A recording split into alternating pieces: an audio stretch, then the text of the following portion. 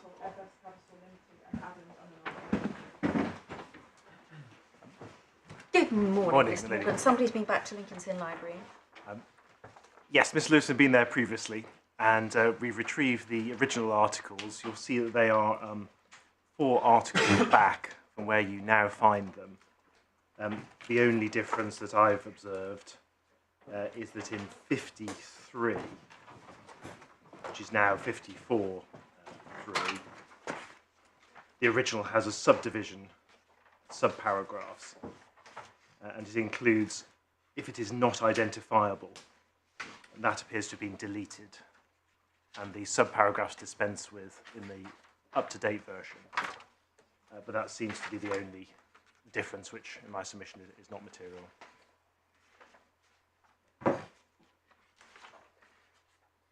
'29, 30, 50, 51, 52. The 50 now corresponds to 54, Yeah, okay. and 51 corresponds to 55, and 29 corresponds to 33. And the difference in 53, as you have it there, is in subparagraph A.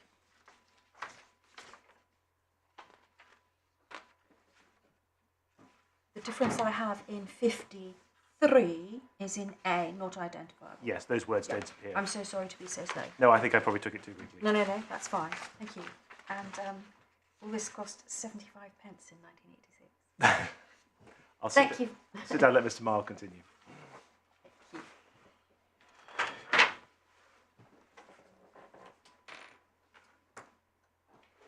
My lady, my lords, I'm turning now to ground 3 of the appeal, the voidable question. And in relation to this ground, I propose to deal with matters the following way. Firstly, I would like to address the proper approach to the issue, including by reference to the evidence as to the Jersey position and the issue of whether the presumption of similarity should apply in this case. And then I will deal, as necessary, to explain why the appellant's arguments as to the correctness of Clute's story are wrong, and we will go through the different headings on which Mr. Lewison took you yesterday. Firstly then, dealing with the proper approach to this issue, we accept, of course, that resolving this question involves determining as a matter of fact and on the evidence what Jersey law is. But in our submission, it's no answer to that question to say, well, it's unsettled. That cannot be an answer or a description of the substance of Jersey law. On the issue we are deciding, the law of Jersey must either consider the exercise of a power for improper purposes to be void or voidable.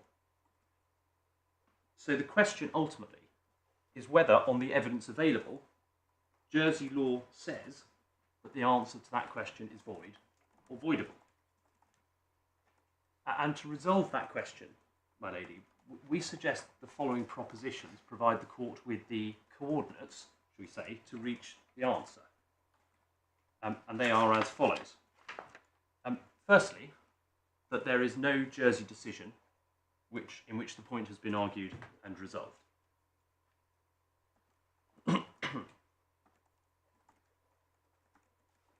Secondly, that all the Jersey cases which apply a consequence as a result of a power being exercised for improper purposes have said that the exercise is void. There is, in fact, no case in any jurisdiction, and not just Jersey, any jurisdiction, I believe, which the appellant's been able to find, which says that the exercise is voidable.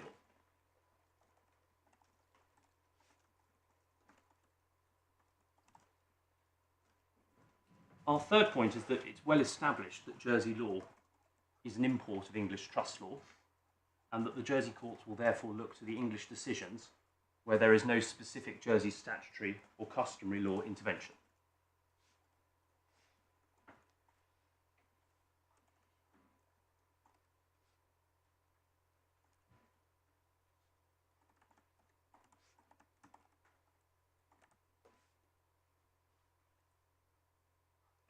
The fourth point is that there is no feature of Jersey law which has been identified in this case which indicates that it is different to English law.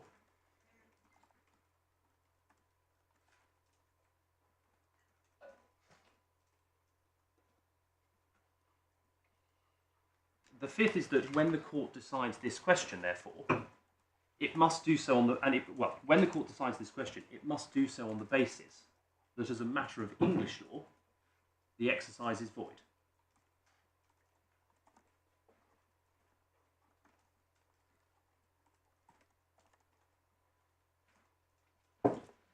And finally, as a matter of English law, this court is of course bound by Clute's story and cannot conclude anything different.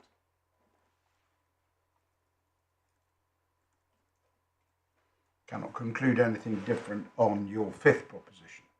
Indeed.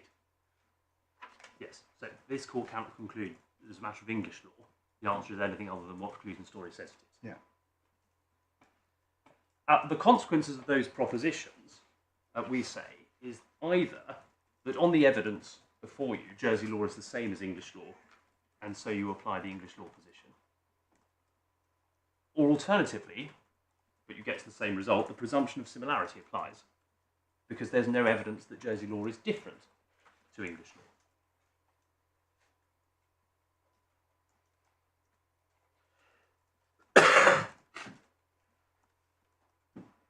And the position being advanced by my learned friends is not that there is some specific reasonable difference which requires a different consideration of this issue as a matter of Jersey law, but that Clute, an English law authority, is essentially wrong.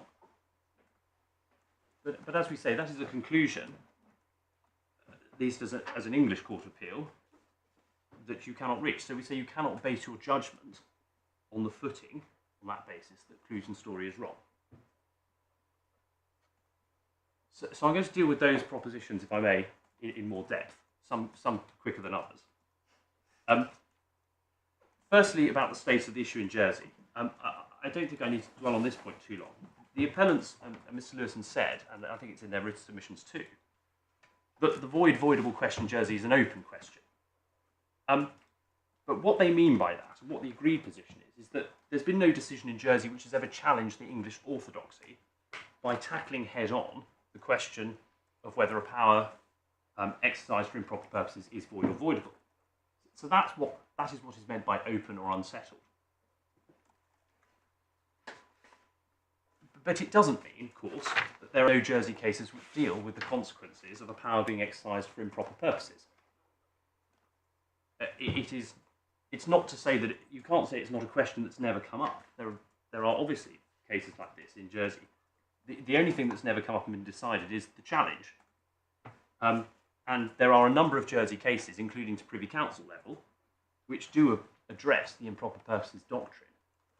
And every one of them applies the English law position.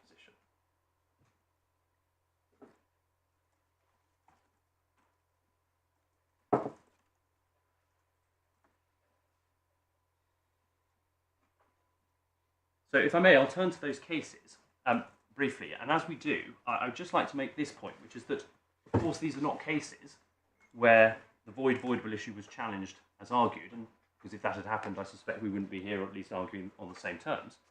But they are cases where the Jersey courts are making statements as to what the law is, or where they accept what the law is and apply it. The first of those cases is the 1915 Privy Council decision of Batcher and Paul, which is in the first authorities bundle under tab 19.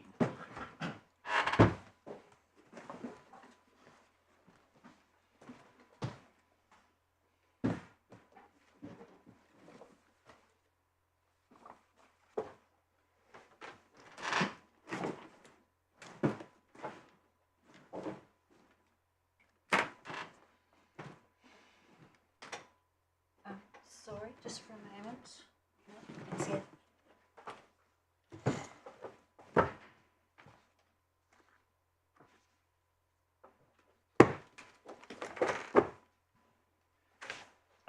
This is a case in which it was decided by the Royal Court and on appeal that an appointment under a settlement was void as a fraud on a power.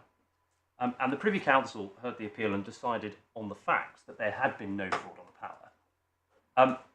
But in his speech, Lord Parker explained the fraud on the power doctrine, and in doing so confirmed that where it applies, the appointment in question is invalid.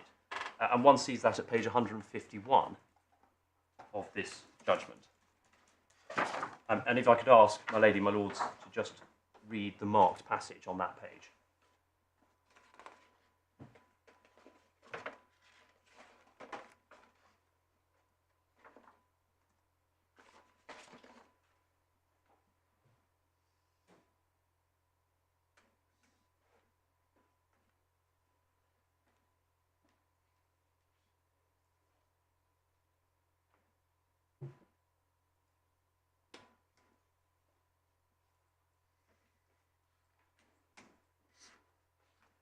So that's factual and important, and obviously we'll come back to that in relation to the scope of the fraud on the power doctrine. But the key passage is, in such case, the appointment is invalid.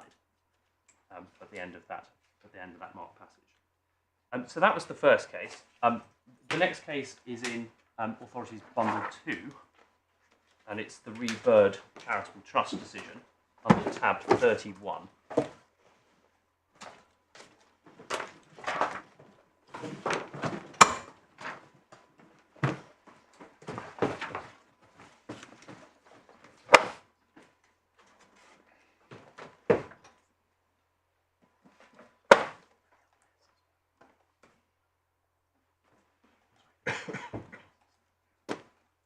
And my lady, in this case, again, the facts are not particularly an issue or relevant.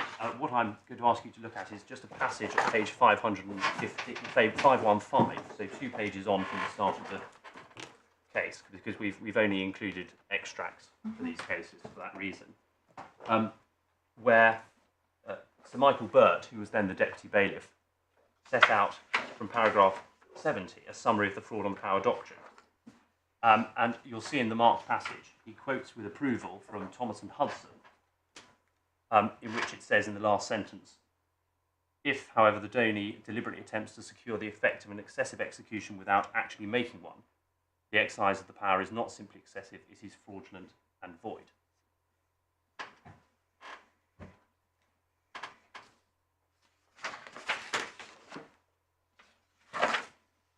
So interesting analysis and excessive execution by the back door. Indeed. And we'll come on, my lady, in due course to talk about the distinctions between excessive execution, improper purposes and inadequate deliberation, and where we say the line sort of falls in distinction between them. That's that decision. The next one is at tab 35 of the same bundle, which I think the learned friend Mr. Lewis took you to, or mentioned at least, which is the Court of Appeal decision in the first round of the Crociani litigation.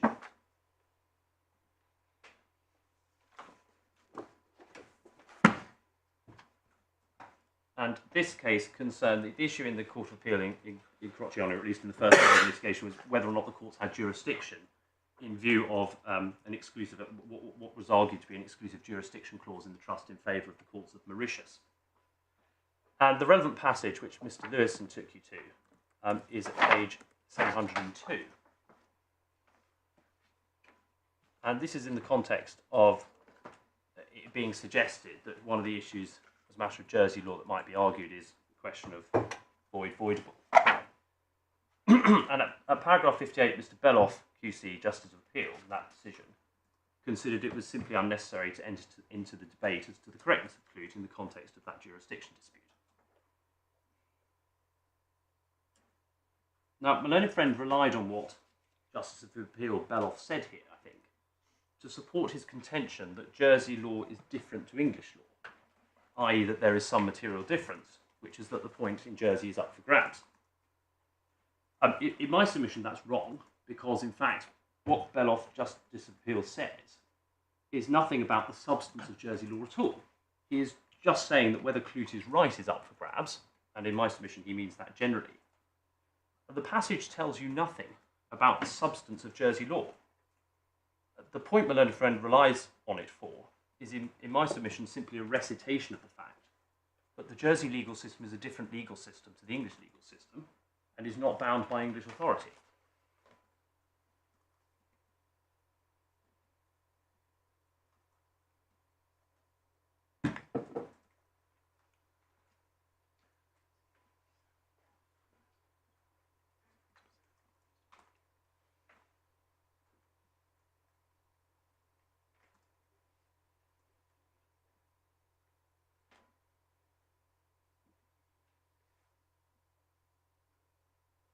So that's Crociani in the Court of Appeal.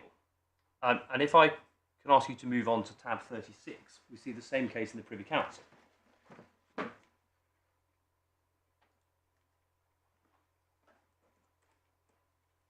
And it was broadly the same issue.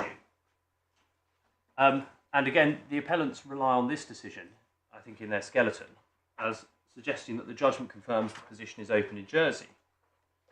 The relevant passage is at page 750 of the authorities bundle. It's paragraph 41, judgment of Lord Newburger. In my submission, what is happening here, and if one reads that passage that's marked, Lord Newburger is explaining, and one can see that from paragraph 40, which goes before it. Lord Newburger is explaining why he considers that it appropriate that even if the Mauritian courts had exclusive jurisdiction under the trustees, the Jersey proceedings should not be stayed. And part of the justification was explaining what issues might arise for determination and the fact that they arise under Jersey law. So in this paragraph, he lists several of them, which includes the correctness of Clute and story. But again, in my submission, that is nothing more than the court identifying the potential issues in this case. It doesn't decide any point. It doesn't tell anybody about the substance of Jersey law on that issue.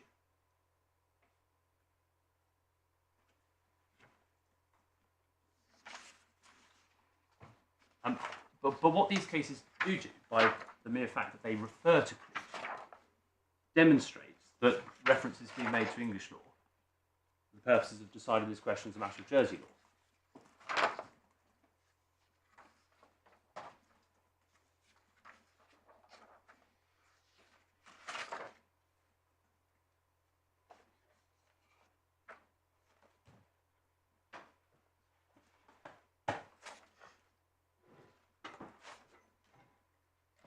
The next decision, my lady, which I'd like to take you to is the Z Trust case, which we've seen once before. That's at tab 37 of the same bundle.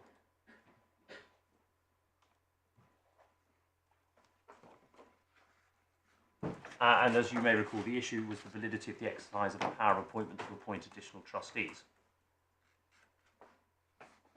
And the passage that we need to look at in this case, for these purposes, is passage at 759 at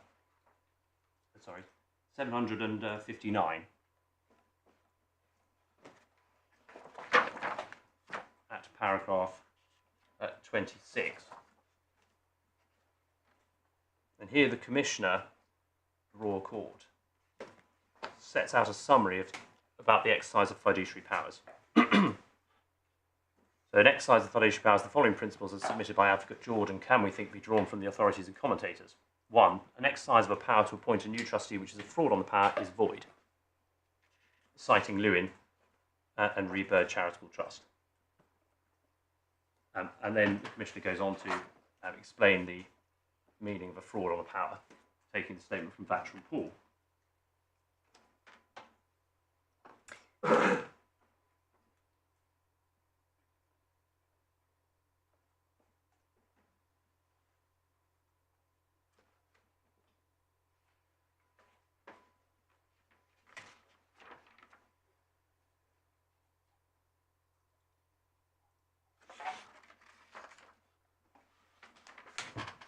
And then, finally, my lady, I was going to just take you briefly to the later Crociani decisions in the actual substantive proceedings in that case. The first one is at tab 41 in bundle 3, the authorities.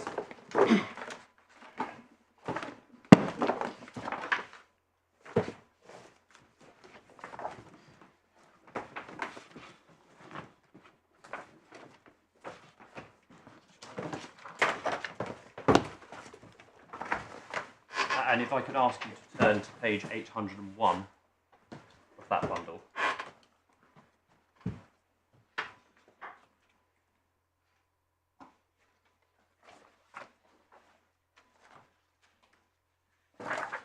And read paragraph 345. Sorry, can you give me that reference again? Yes, page 801. Paragraph 345. 345, yes, my lord.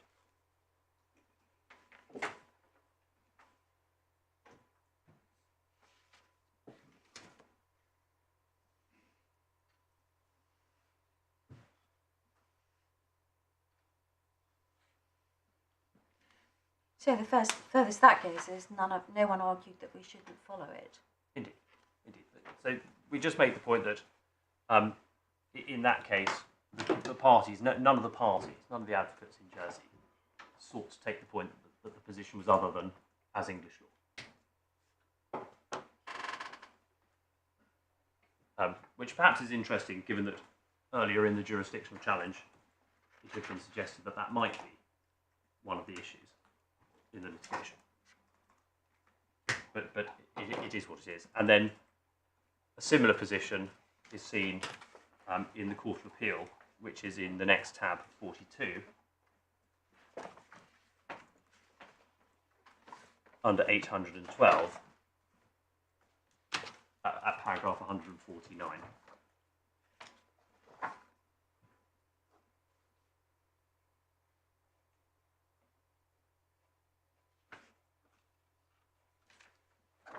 We're content for the purposes of this judgment to accept. Indeed.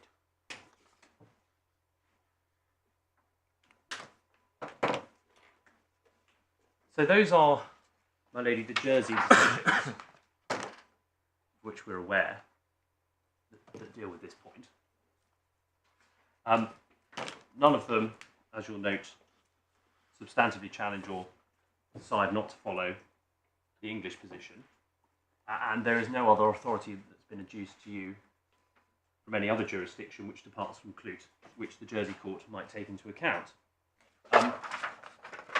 We might point out in this respect that in the 2022 Privy Council decision of Grandview, Trusts and Wong, which I won't take you to, but for your reference is at Authorities Bundle 4, tab 50, and at page 1415, paragraph 122, the agreed position in that case as well was that the exercise was void.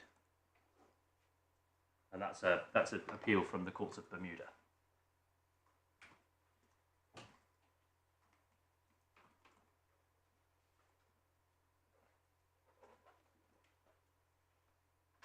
But it had some aspect of Jersey law in it, in Grandview.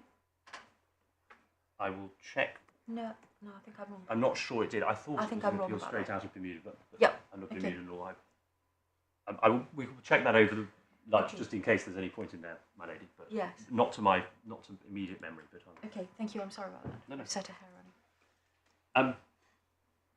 My lady, that leads me, I think, on to the next proposition, which is that all the evidence as to the position of Jersey law point in the same way, which is that Jersey law reflects English law.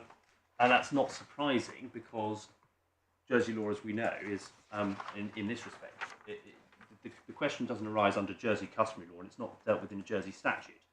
So this is a common law English trust principle, which is an import into Jersey. And we say it's unsurprising that what we see from those cases is that Jersey courts would look to the English decisions. And that is consistent with the expert evidence the judge received and the authorities identified by the judge. I don't think I need to take you to these, but I'll give you the references to them, my lady. One is, it's paragraphs 135 and 136 of his lordship's judgment below, which is Core Bundle 1, tab 16, page 252, where the judge refers to two cases. One is Lord Hodge in the Privy Council in Investec and Glenalla, and the other is to re-esteem settlement trusts, in which the Jersey court said that the Jersey courts have looked at English law for guidance on trusts matters, and I think I can quote, by and large, adopted English principles save where it was appropriate to differ. And the judge took both that statement and the statement made by Lord Hodge in Glenalla, which is the statement that the international appeal of Jersey trusts is that it derives its certainty, or it depends on the certainty which it derives from the English case law, and that English trust law must be modified when it conflicts with established principles of Jersey customary law, and it has also been modified by Jersey statutes. Those passages were cited to the judge by both the experts, or by the experts, certainly in Advocate Passmore's report, for your notes, supplementary bundle, page 297,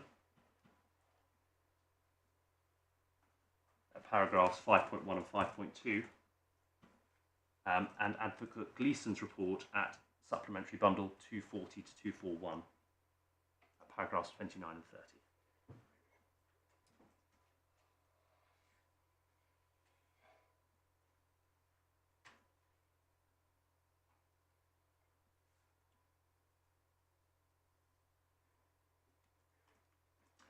So, whilst of course we accept it's correct that the Royal Court, and indeed any Jersey court, is not subordinate to English authority or bound by it and may forge its own path on legal issues, the reality is that in relation to imported English trust law principles, the Jersey courts will look to the English position save where the principle's been modified by statute or where it conflicts with customary law.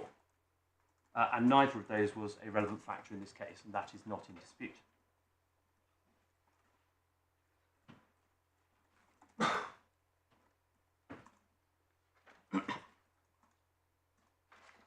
And I just finally mention, without taking you to anything, because we don't need to, that the experts in their joint report, or in their reports on this point, did not identify any case deciding the issue differently to Clute, and did not provide any opinions or give any evidence that the Jersey court would not follow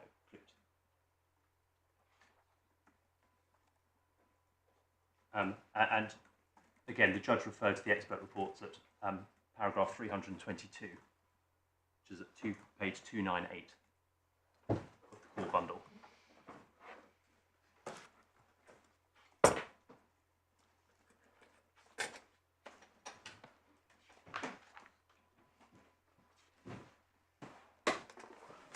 So we draw those strands together, my lady, and say that the position is as follows. Firstly, that it's correct there's been no decision tackling head-on the voidable question and determining it one way or the other in that sense. But it is nonetheless clear that the issue concerns an import of English trust law into Jersey law. It's not dealt with by statute or customary law. No case has decided the English position would not or should not be followed. All of the cases apply or accept English law on this point, the English position, up to the Privy Council. And neither of the experts gave any evidence that Jersey law was different on this question or would take a different path.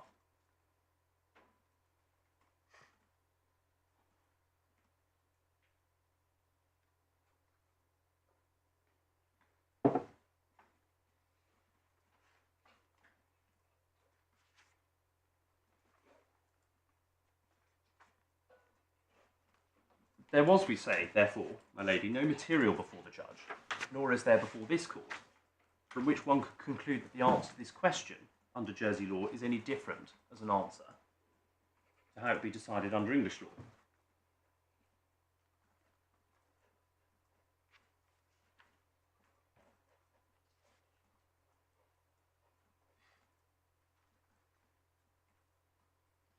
And we therefore say that the contention being made to you by the appellant that this court could or should decide that the decision in Clute is wrong, free from the shackles of precedent, on the basis that you are deciding Jersey law, whilst innovative, is not sustainable as a proposition on the material you have. And what we say the appellants are actually asking this court to do is to sidestep the fact that Clute is binding on this court as a matter of English law by suggesting that Jersey law would take a different view. But our answer to that is, well, there's no evidence for that submission. Where Jersey law cannot be said to differ from English law, it is tantamount to this, asking this court to decide, as a matter of English law, that Clute is wrong.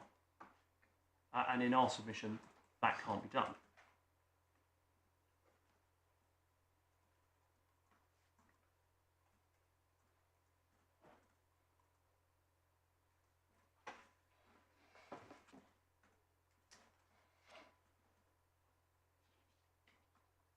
Or might you put it that we are being asked to determine what trajectory Jersey law might take in the future? Possibly, my lady, but one would have to ask on what basis are you being asked to do that? And the only basis would be that this court decides that another English Court of Appeal decision in English law is effectively wrong. Because whilst one can look at trajectory from the evidence of what the Jersey law cases are so far, in our submission, that trajectory just isn't evidence. There isn't a series of inconsistent decisions, for example, or developing jurisprudence that one might look to and say, well, how would the Privy Council decide this conflicting position going forward, for example? Have I correctly understood you to say that neither expert actually said that Jersey law would decide that the exercise of the power was voidable? Yes, that's as I understand it. And did they or either of them say that it would decide it was void? Mr. Gleeson did first time round. So Mr. Gleeson, in his original expert report, said that Jersey courts would look to the English decisions and hold it void. Mr. Passmore, in his report, said the question, very much in the manner that the appellants have put to you, that the question is unsettled because there has been no decision which tackles that question head on, and there have been English cases, notably Lord Walker and Pitt and Holt, that raise questions about Clute, and therefore it could be argued in Jersey at some other point. And then in the joint statement, having had a discussion about that, Advocate Gleeson effectively agreed that the position could be argued in Jersey and was therefore unsettled, but nonetheless they said that the Jersey courts will still have reference to the position in the English cases. Yeah, well, hence your submission that it might be unsettled, but it's got to be something. Precisely. Yeah. To simply to say it's unsettled is no answer to the substance. Yeah. And I might also point out. That's very helpful. Sorry, my lord. I might just add, because it might help on this, that a point I was going to make later is that my learned friend's pleading did not actually plead that the law in Jersey was that it was voidable. The pleading did not admit our pleading that it was void as a matter of Jersey law, and said that it is not admitted on the basis that the question is not settled in Jersey as to whether it's void or voidable. So the appellants did not even below positively assert that Jersey law rendered the exercise voidable, and we say the reason they didn't or couldn't do that is because there was no evidence to support that as a matter of Jersey law.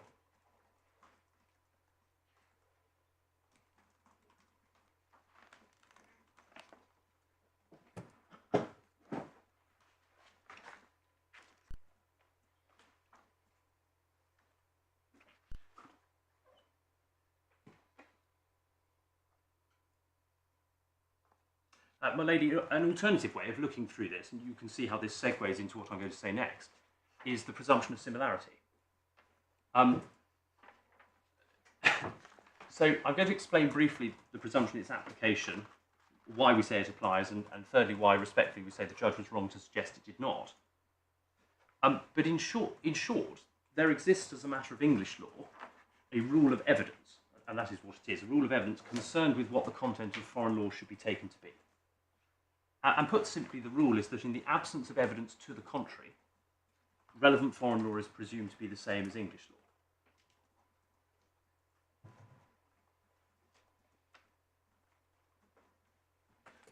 law. And my learned friend took you to Supreme Court's decision in Brownlee, which I'll ask you to take up, is in Authorities Bundle 4,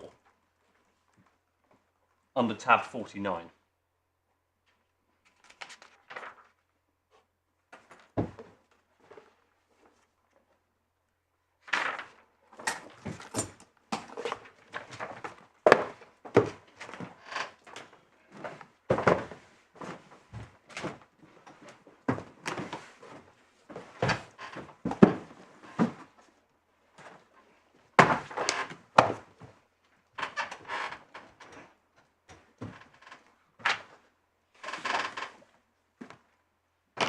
The facts of this case are not particularly relevant to the point we need to look at, which is a matter of principle. But just for your information, the case concerns service out of proceedings, English proceedings in Egypt, and whether they could be maintained, which raise questions about pleading and evidence of Egyptian law for the purposes of service out. It's easiest, I think, if one starts with the head note on page 1309 of the appeal cases report. And if I could ask the court to read head note number 2.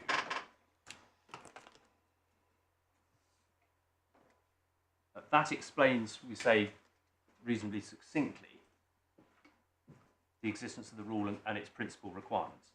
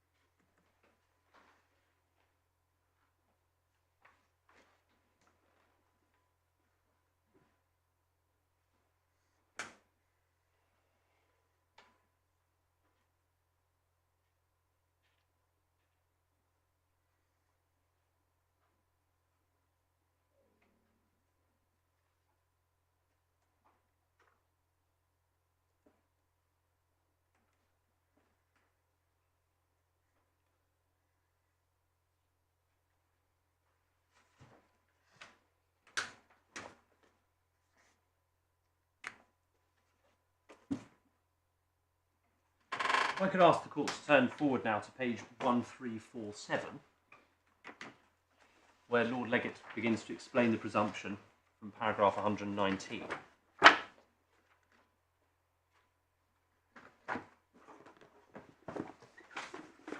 So at 119, His Lordship confirms the existence of the rule.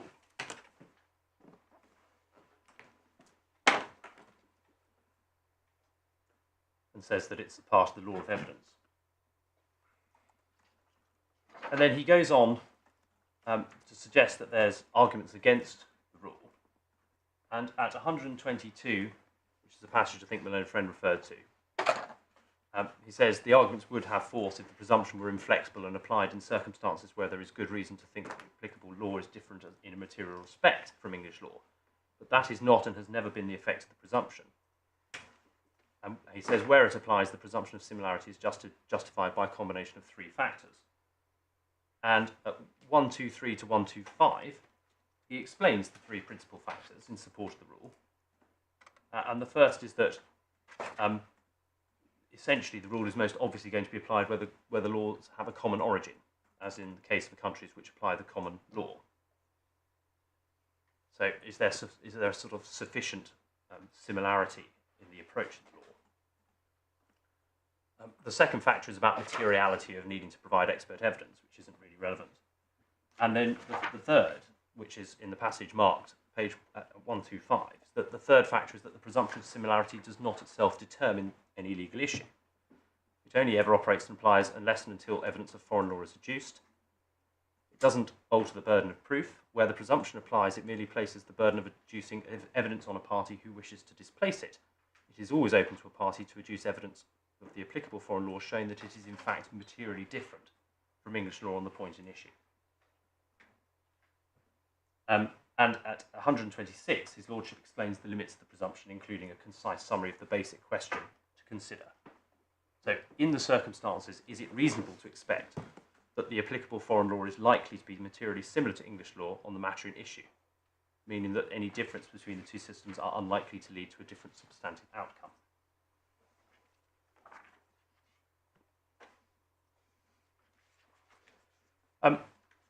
It's also helpful, I think, to look at the general guidance His Lordship gives at page 1354 from paragraphs 143 onwards in this judgment.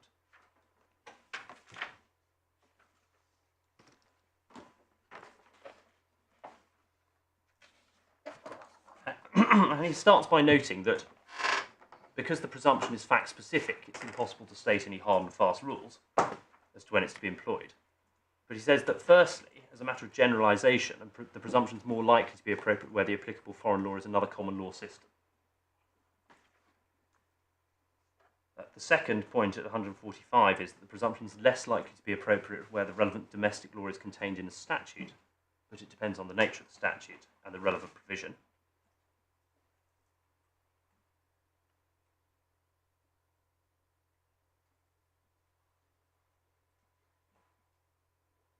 At 146, he talks about the uncertainty that can arise about whether a judge will think the presumption can be relied upon.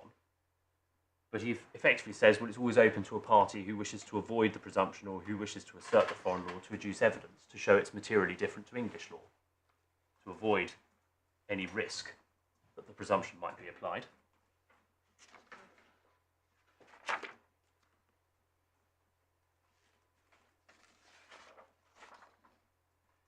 And if one moves up, I just want to show you 149, where he says the essential point is that the presumption of similarity is only ever a basis for drawing inferences about the probable content of foreign law in the absence of better evidence. And finally, 151, where Lord Legate rejects the idea that once some evidence of foreign law has been deployed, the presumption has no role. He says there's no general rule to that effect, whilst invariably adducing direct evidence of foreign law narrows the potential for relying on the presumption. But that evidence may be incomplete, for example, or unsatisfactory, so there may still be room for it to be used.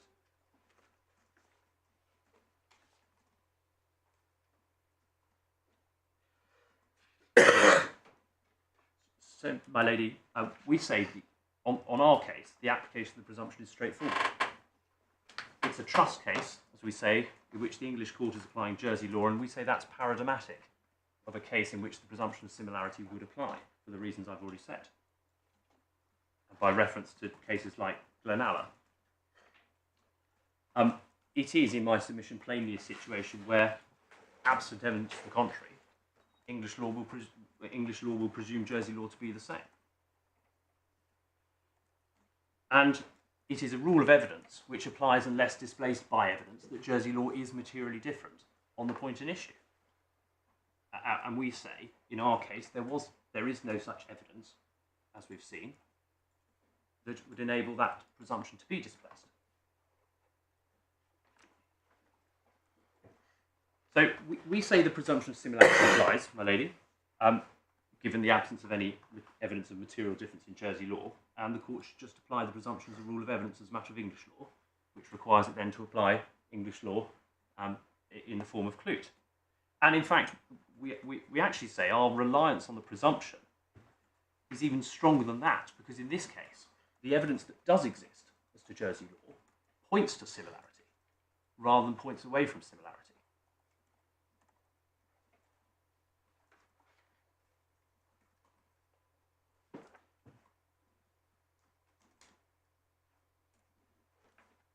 But the presumption is a separate thing. It's a bit like a burden of proof, I suppose, isn't it? I mean, you made your submissions on the cases which show that Jersey trust law is the same or similar to English law, but the presumption is a rule that you say applies, which would lead to the same result. Indeed. But they're two, conceptually they're different. They are, my lord. Yeah, they are. They are two routes, different conceptual routes of reaching the same end. Yeah. But it's just that the overlap on the facts is so much. I think one can see why we sort of look at both sides. But that's absolutely right, my lord. Yes. The judge decided that the presumption should not apply because he said there was ample evidence of the state of Jersey law before him. That's his judgment at paragraph 325, if you'll note, which is page 300 of the core bundle.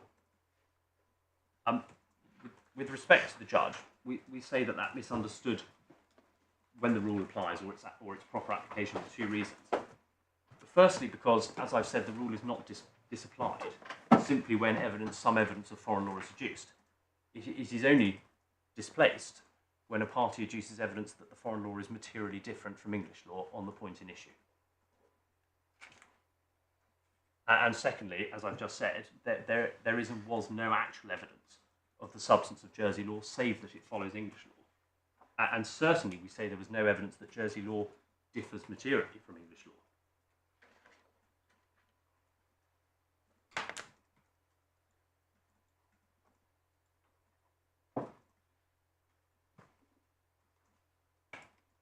So our case on that is that the judge, with respect, could and should have reached the conclusion he did, but through the application of the presumption of similarity. My lady, that brings me to the end of those parts, and now we move on to the correctness of Clute. Because if you're with us on that point, obviously it's not necessary to consider the appellant's attempt to convince this court that Clute would not be followed in Jersey. But if you're not with us on the correct approach, which I've just outlined, then we obviously need to consider the criticisms that the learned friend Mr. Lewison makes of that decision and the principle for which it stands. Although, as I sort of intimated, it's quite strange to be addressing the English Court of Appeal on the correctness of an English Court of Appeal decision of 113 years. But nonetheless, I'll try and bring the warm glow that we wanted in relation to Clute. My heading for this part of your submissions is why Clute is right. Yes, precisely. So I'm going to try and deal with matters in much the same way as my old friend Mr. Lewison did, and try to deal with the same headings that he did, so that you have almost like a straight shootout between the points. The first heading that Mr. Lewison, I think, undertook was the alleged inconsistency of Clute with prior authority. We disagree. We say that Clute does not conflict with prior authority, the body of which is consistently supportive of the conclusion that the Court of Appeal in Clute reached. And so I'm going to take you both to the cases we say supports the void proposition, and then I'll take you to my learned friends' supposedly voidable cases. I know you've seen most of them before, and most of them are rather old and dusty, so I'll try and do it in a way that isn't too soporific, but they are interesting propositions throughout. We are truly on the edges of our seat. If I can just make two short preliminary points before we start looking at the 1758 decision. The first is that I accept that not all these cases raise squarely the voidable argument as part of the case itself. But in my submission, that does not mean that they are not authority for that point. They contain, in my submission, statements of the law which were relied on by the judges deciding them to decide those cases on their facts. And the more settled the principle, of course, the more settled the principle, the much less likely it's going to be for that debate to arise. So one cannot take from the fact that there isn't a debate about this, that these are not authorities, that they are authorities for the law that they state. Secondly, it is said that the language of the cases could be consistent with the exercise of a power for improper purposes being voidable rather than void. But I just point out that in none of these cases, my knowledge, is there a discussion about factors which might justify not setting aside the transaction, which of course you would expect to see if the court was being asked to exercise an equitable discretion of that nature. So if I might take you all the way back to Authorities Bundle 1, and I will endeavour to go through these sequentially or chronologically so that we don't have to keep jumping around, but it's Authorities Bundle 1 to begin with, my lady. And it's tab 2, page 9. Thank you. And this is the Allain and Belcher decision.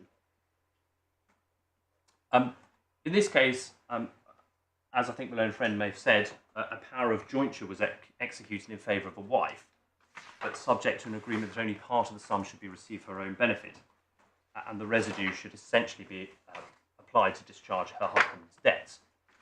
And we were looking with Mr. Lewis at page 11 at the short judgment of the Lord Keeper, who I think I said was Lord Northington. I should confess now, before we get to it, that information comes from another of these cases. So it's not due to some endeavours on my own part in legal research. I defer to some other judge. But the Lord Keeper, at the outset, at page 11 in the marked passage, said what the question is. The question is whether Edmund Allen has properly executed the powers of jointure and has properly conveyed to the defendant Belcher, or whether the transaction is void in toto or in part. And at the top of the next page, at 11, the first complete sentence, he says, "No point is better established than that a person having a power must execute it bona fide for the end designed, otherwise it is corrupt and void." So even in some of these old cases, judges seem quite often to say that no point is better established than, but the point which follows is always something different. Well, it seems that Lord Northington certainly seems to think that the proposition that a person having power who's exercised it for a corrupt purpose or a fraudulent purpose, it renders it void. One might take from that by 1758 this is old hat in terms of the position in equity, but we shall see. But he says a similar thing 5 lines down, that if a father has a power to appoint amongst children and agrees with one of them for a sum of money to appoint him, such appointment would be void. So that is the first case. The next case is Daubin in Coburn, which is the next tab. And in this case, there was a power held by a settlor to appoint property held in trust to one or more of his children. The power was exercised in favour of one of the children exclusively, but on a secret understanding that the child would reassign a part of that fund to a stranger to the trust. And it was held that the appointment was void, not only to the wrongly appointed part, but in toto. And one can see that in the head note at page 13. Page 15 of the report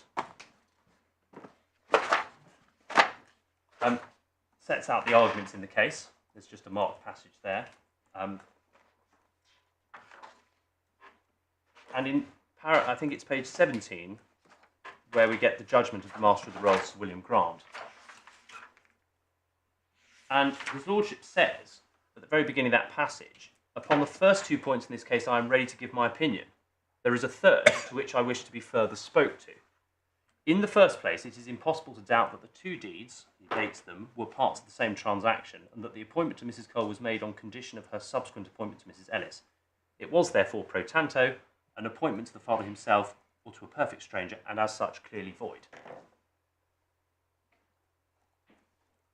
And then he goes on to say, and I say this because my learned friend referred to another passage, a page or so further on, where he questioned, well, what's going on here? And so by way of explanation of that, the Master of the Rolls goes on to say, well, the only question that remains is whether the appointment is void in toto or in part only. And as to this, it's said that the fraud vitiates the whole transaction. And then he asks effectively for submissions, because he's found some authorities where it's suggested that there might be void in part only, i.e. void in relation to the appointment to the non-object, but valid in relation to the appointment to the object of power. And so the part that my learned friend took you to subsequently, which is at the bottom of page 19 and the top of page 20, is where the Master of the Rolls is deciding that question after having heard further submissions. So he is not in this passage dealing with the question about whether the appointment is void in equity. He's dealing whether that extends to the whole of the appointment or just the part that was for an improper purpose. And so when he's saying, in ordinary cases of fraud, the whole transaction is undone, the parties restored to their original situation. If a partly valuable consideration has been given, its return is secured as a condition on which equity relieves against the fraud. He's not talking, in my submission, about fraud on the power cases. He's talking about deceit, fraud generally. And what he goes on to say, essentially, is, well, can it be said that there's any consideration? And there is, and he suggests not, because it's a voluntary act to a child. But he essentially decides this case on the basis that the child, who was an adult, I think, had agreed to the fraudulent appointment. And that in itself was unfair to the other objects of the power or the people entitled in default of appointment. And therefore, it couldn't be said that there was some basis to separate out the void improper purpose part from some good other part of the transaction.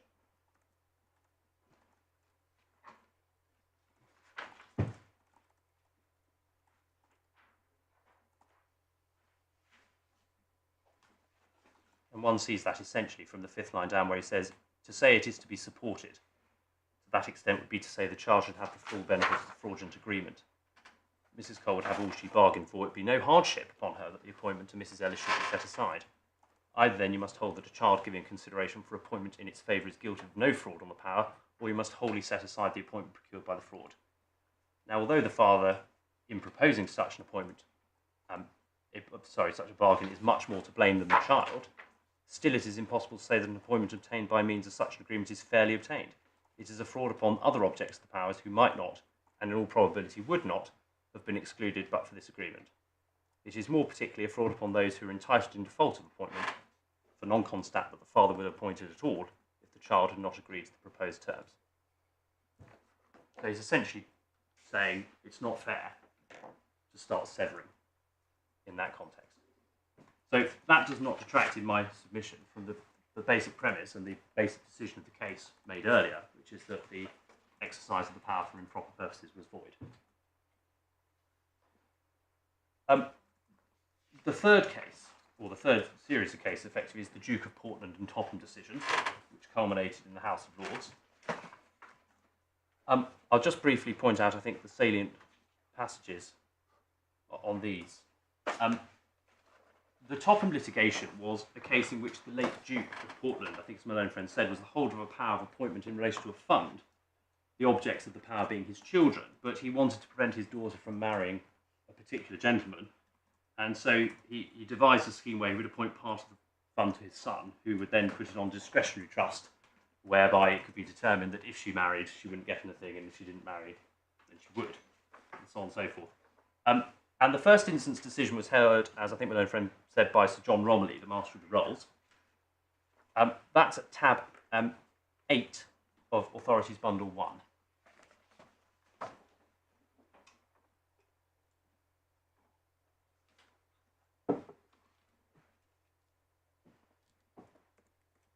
And if one could turn to page 39, please, in the passage marked, the judge explains the issue in the case.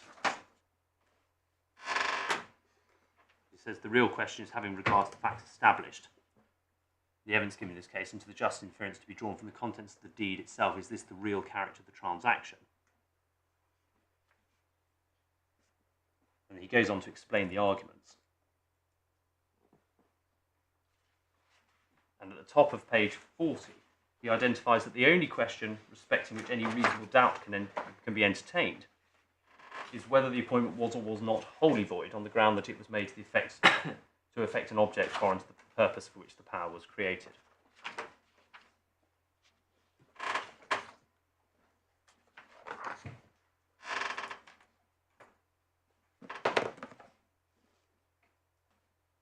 And a third of the way down the page, he says... So if it was not wholly void, what was the alternative? Severing. So void or void in part. So you say similar to Dobley? Yes, yes. But he's not considering whether it might be voidable. He's just considering whether it's void or not, and void in whole or not. Yeah. And then he says, I'm of the opinion that all the cases... So I'm about a third of the way down the page. I'm of the opinion that all the cases which bear on this subject establish that it is the duty of the court to receive and examine the evidence adduced of the motives for which the power is exercised. On the second point also, the cases all establish the same principle. In Allen and Belchier, Lord Northington, there's my reference to the judge, lays it down that no point is better established than that a person having a power must execute it bona fide if the end designed, otherwise it is corrupt and void.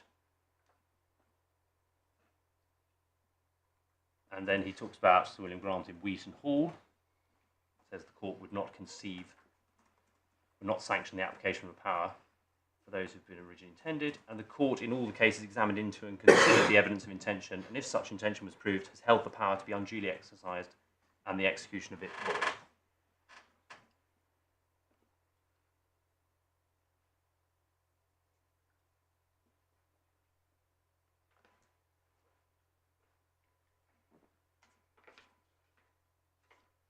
And his final conclusion is at page 43 in a small marked passage. Having considered all the evidence, if I'm right in this, then this result, in my opinion, follows the whole appointment of each sum to Lord Henry is void. Sorry, where's that? Oh, sorry, that's at 43 of the authorities bundle. At the first sort of indented paragraph, my lord. Hopefully there's a mark. Oh, yes. Yes, thank you. And then my Lord Justice Coulson asked about the holy point. Just so you know, about halfway through that page, my lord, there's a passage where the Master of the Rolls says, acting on the principle laid down in Daubeny and Coburn, I'm of the opinion that the portion which is good is not separable from the portion which is bad, and that as to the whole appointment is bad in part, bad in toto. So I hope that helps. That passage. Where have we got to now? So this is 1862. So it shows that I was on the ball in 1862. It did, and then Or I might have fallen away subsequently. and then this case went to the Lord Justices. I don't think we've got that report, but we've got tab 11, which is the House of Lords decision.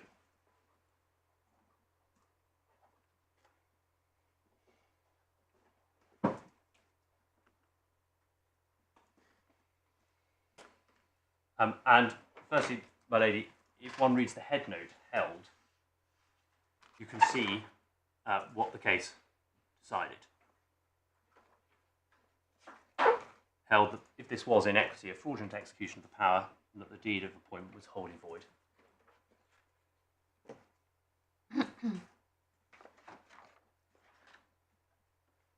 And their lordship's views, I think what might be helpful, it's quite a long case, But just so my lady has the reference, at page 57, it may just help when you're considering this case to just show you that the House of Lords explains what happened in the proceedings in the two courts below. At page 57 from the first indented paragraph, where they're dealing with the case called the Master of the Rolls, which we've just looked at. And then about 2/3 down the page, the House of Lords talks about the petitions of appeal coming on before the Lords Justices. And it seems they varied the order slightly, and held some of the deeds void, but perhaps changed them, decided differently on the facts.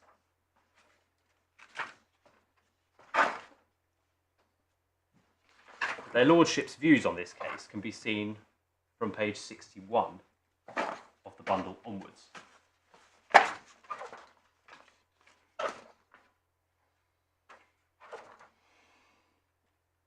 And I should say, I think this is one of the cases where my own friend said, either orally or in skeleton, that the language being used is set aside the deed of appointment, that might be consistent with the exercise of the power being voidable.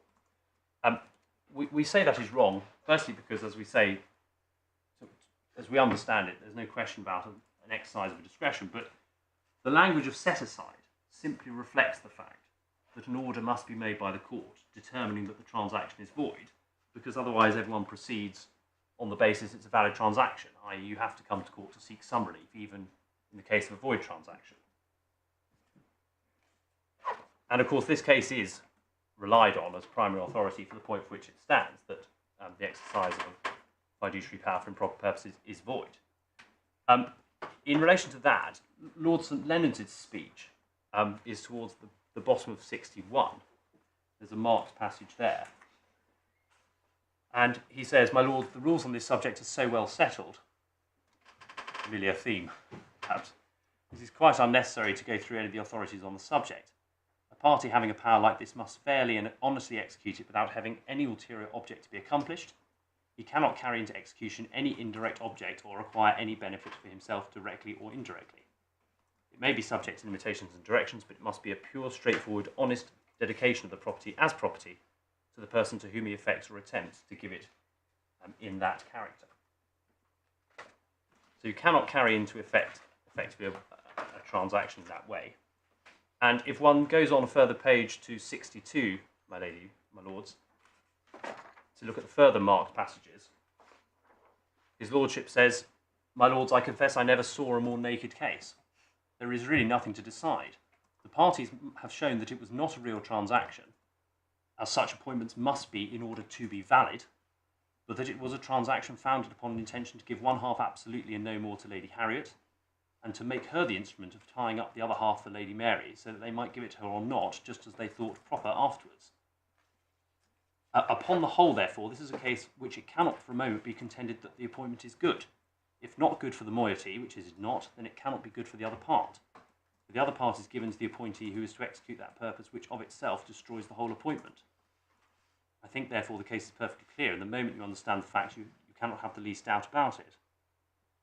And then, into the next passage, after the first sentence, he says, "I think it's quite enough for this House to declare that it is a void appointment, and to set aside the appointment, but unless the whole case can be raised in argument, so as to put an end to the question of the power of a new appointment, I think with my noble friend on the woolsack, that we are not at all called upon to prejudge that question." So they didn't want to prejudge the question of a re-exercise of the power in the future. So essentially all they did was they affirmed the Lord Justice's decision, but added in a qualification that there was to be no prejudgment on a future exercise of the power. So we say that case is clearly a case where the appointment's being treated as void. I'll take you, I can take you in due course to the form of order in Duke of Portland. I think my own friend referred to it in Seaton. My only concern is I'm jumping around the bundles slightly, which is why I was going to go to it later. But it's at tab 57, which is in the small 5th volume of the bundles. It might be worth, since we've just looked at Topham, to just refer to it briefly. So it's tab 57, page 1537. And it's a very short document, but the reason I refer to it is both to show you what they said, but also because the heading in Seaton describes it as appointments set aside as a fraud on power. And that supports my submission on the use of language. Where So Seaton describes it as what? the heading is appointments set aside as a fraud on the power. So that's heading 3. Heading 3, my lord, yes. Yeah. And the point I make is simply that that language of setting aside is consistent with a declaration, as is made in the Duke of Portland case. One can see here that the exercise of the power is void, or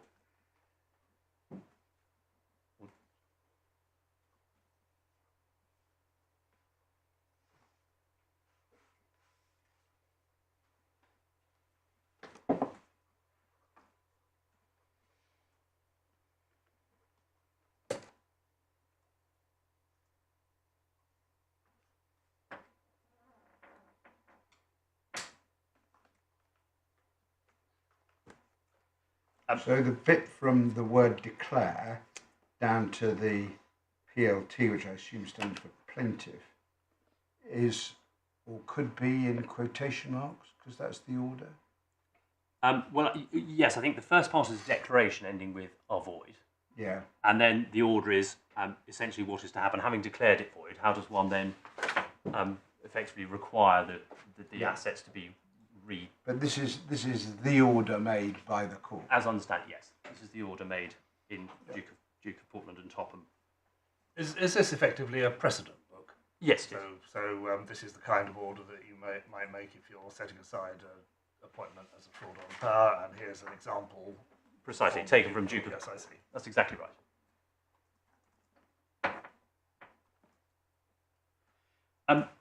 So I think I could ask you to put bundle 5 away, and we return to bundle 1, the history bundle.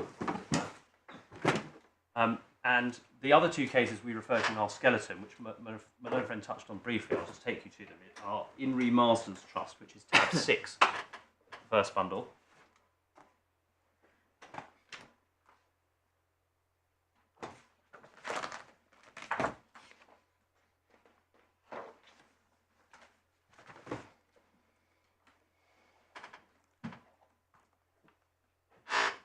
And if I could just ask you to look briefly at the head note of that case.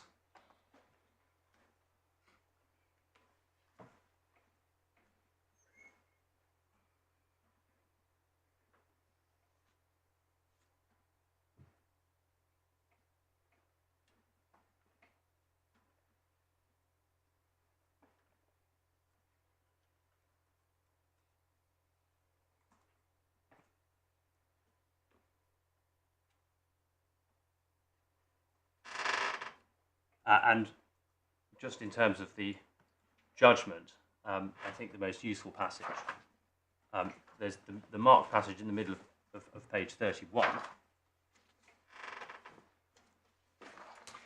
Well, actually, sorry, I probably should ask you to look at the top of the Vice Chancellor's beginning of his judgment, in fairness.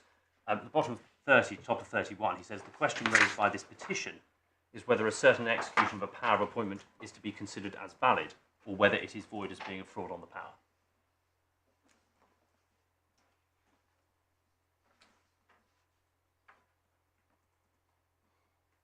And then in the second marked passage down, he says, but if on the other hand it can be proved to the satisfaction of the judicial mind that the power has been exercised corruptly for a purpose which defeats instead of carrying into effect the purpose of the trust, then the court will not permit such an exercise of the power to prevail. I'm sorry, I lost I'm that. sorry, that's the marked passage in the middle of 31, my lady. But if on the other hand... Yeah. Thank you.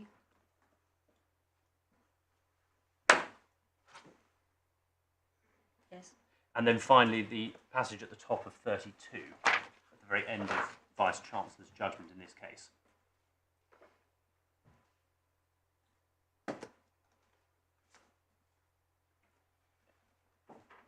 And you'll see the reference to the conclusion, I must hold that this exercise of the power is void, as being what is technically called a fraud on the power. So that was all I was going to show you in Marsden's Trusts, and then there was one other decision, which was re Perkins, which is at tab 15. We're much closer to Clute's story now, 1893. page 85. It's a decision of Mr. Justice North. Tab. Sorry, tab 15. Thank you. I'm sorry. No, my Yeah, fault, yeah. my lady. I hope I'm not rushing. No. And again, this concerns, they're all very similar circumstances. It concerns an appointment in a family context where a condition was attached to the appointment which required the sons to release claims against the appointee's estate. And it was held that that was a void on the power and fraud in toto. And one sees that at the head note towards the bottom of page 85.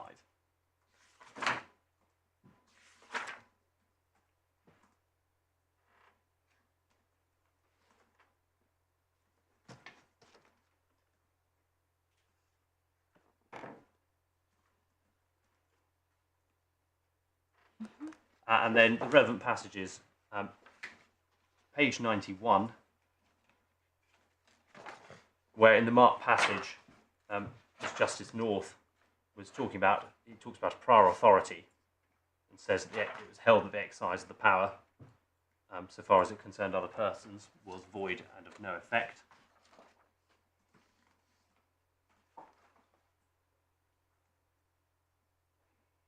And then he's talking about severability at the bottom of 91.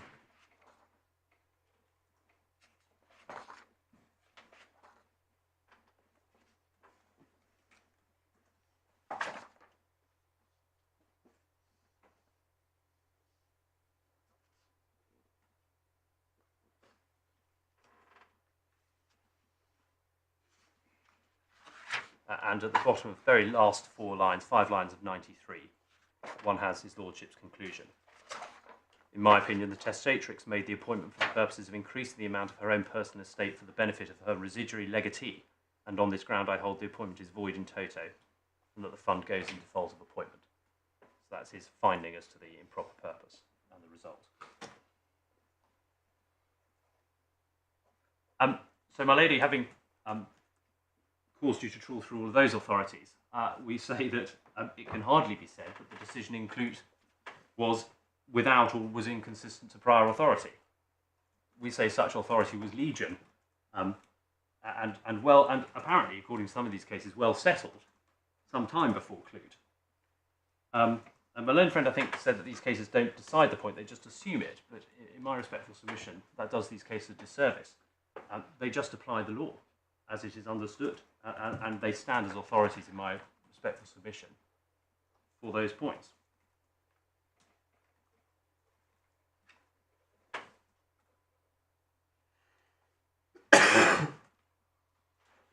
And then we turn, my lady, to the voidable decisions, or the supposedly voidable decisions, and I'll deal with these quite quickly, I hope. We say that 2 of these 3 cases don't support my learned friend at all, and the other, which is Preston, needs some consideration, but is explained in Clute and can be explained for what it decides in another way. The first of the 3 cases relied on by my learned friend was the AG and Clack decision, which is tab 4 of bundle 1.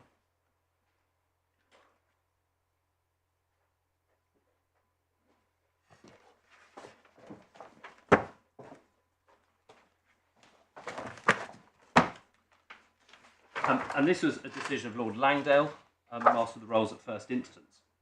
And my learned friend, I think, explained the background to this case, but essentially what had happened, because it's important, is that there had been a charity which had 8 trustees, the number had reduced to 4. One of those 4 had suffered from some sort of mental incapacity, and an information was filed in order to deal with the question of appointment of the trustees and dealing with certain debts of the charity. But during those proceedings, the existing trustees decided that their unwell number was recovered and appointed some new trustees. But those trustees didn't take advantage of the court's inherent jurisdiction to deal with charity matters and sought to deal directly with the issues without the protection of the court. And it's clear that Lord Langdale was very unimpressed with the way that this came about. And the issue which came before the judge was, well, what steps ought to be taken for the good of the charity? Now, in the marked passages at 23, which my learned friend took you to, I think, what the judge says is, and I'm looking at the middle of page 23, the red line or the sort of second mark passage. He says, with respect to the appointment of the trustees, the question is no doubt a very important one. What is asked here is that the appointment may be declared null and void, and it may be declared to be a contempt of court. Now, I'm of the opinion that I can make no such declaration as to its being a contempt, but I am of the opinion that the conduct of the trustees in making the appointment of their own authority, under all the circumstances of the case, and after the filing of the information, and after they've been served with a subpoena, was on their part an extremely improper act. I think they ought to have put it in their answer and have stated the case truly, to have stated in their answer, if they could have stated, that Mr. F was recovered and competent to act. They ought to have stated they were willing to appoint new trustees. They ought to then have applied to the court, either that they might be at liberty to appoint new trustees, or there might be a reference to the master for the purpose. And then he goes on to say, I'm of the opinion in a case such as this, that the appointment after the filing of the information, though not to be considered as an act altogether void in itself, did put the burden on the defence of proving that by the strict evidence that what they'd done was perfectly right and proper, and imposed on them the necessity of paying the costs and proof. They chose to take upon themselves the risk of doing that act and of withdrawing the matter from the jurisdiction of the court. As they thought fit to do so, they are bound to prove that which they had done was rightly done. And I'm of the opinion that according to the practice of this court, the expense of bringing forward that proof should fall upon them, and if the matter remains in a state of difficulty, I think there is ample authority and jurisdiction for the court to say that the appointment ought not to stand at all. And considering the whole of the matter, it not being a case of persons who are clearly competent in respect to numbers or in which they might have acted, they'd all been competent. Considering the nature of the case, I think they've not shown that the appointment was perfectly right and proper. And so he decides to set it aside. My lady, whilst the judge was referring to the conduct of the existing trustees as being extremely improper, this was not a case about an allegation of the exercise of a power for improper purposes. The judge is simply dealing with their conduct in the face of the court as being inappropriate. And what is being considered in this case is the exercise by the court of its inherent jurisdiction to supervise charities in relation to the removal of trustees. In particular, where there remain concerns about the conduct of the trustees and the validity of the appointments in view of the fact that one of them may have been mentally unwell. So there was, in that case, and when you read it you'll see this, no discussion about the improper purposes doctrine, or indeed the power itself or the intention of the trustees, because that's not what the case is about. So that case just doesn't assist the appellants, because it's just not an improper purposes case.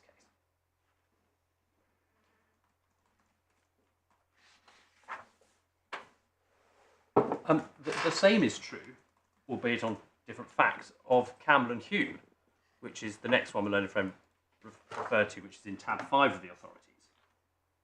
And dealing even more briefly with this, because I think my lady had the point when my learned friend was discussing this case with you, that when one sees what the Vice-Chancellor on page 28 was dealing with,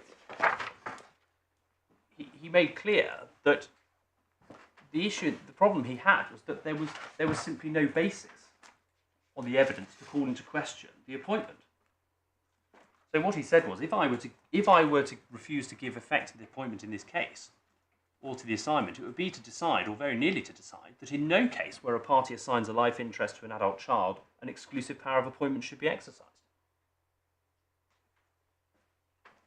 So he goes on to say, well, the settlement is all fine, essentially. I cannot hesitate to giving effect to it. It is quite true that this, as well as every other transaction, may be affected by some possible fraud or mistake or misconduct. But where is the fraud or the mistake or the misconduct? It's barely hinted at. It's not alleged, or if alleged, not proved, and there seems to be no reason to believe it. So there was nothing wrong, essentially. And then he says, if it can ever be shown that this deed was executed from improper motives, those who are interested in doing so can apply to set it aside. Well, again, the language applied to set it aside is precisely what we said it was before, which is just seeking relief. But all that the Vice-Chancellor is saying in that case is that, well, if any evidence came to light, then you can make an application. And so my learned friend is wrong to say, well, if it was void, he could have dealt with it there and then. Well, that's not wrong. What he's saying is that there's nothing to decide in this case. he certainly doesn't suggest it's voidable in any event. So we say that case doesn't assist. And then we have Preston and Preston, my lady. And Preston's at tab 14. It's a factually convoluted case, but in essence it boils down to the fact that although appointments were made for apparently improper purposes, the transactions were then subject to a deed of confirmation by all of the adult objects of the power, and 7 years passed before one of their number decided to try and have the transaction set aside. Now, the judgment, I accept the way it's worded, part of it raises some question, but it is also interesting for another reason, because if one turns to page 83, at the first marked passage on the left, Lord Romilly, who is deciding this case, says in that passage, if the matter rested here, there could, I think, be no doubt that the two appointments were bad and invalid as being in fraud of the power and exercised in some measure for the benefit of the father and not for the benefit of the appointees. So what he appears to be saying is that if the facts had simply ended with the improper purpose or the fraud on the power, he would have had no hesitation in saying, well, it's void.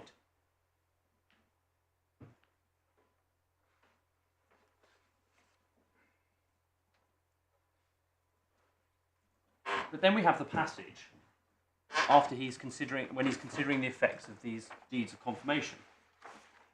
And that's the passage my own friend relies on the right-hand side.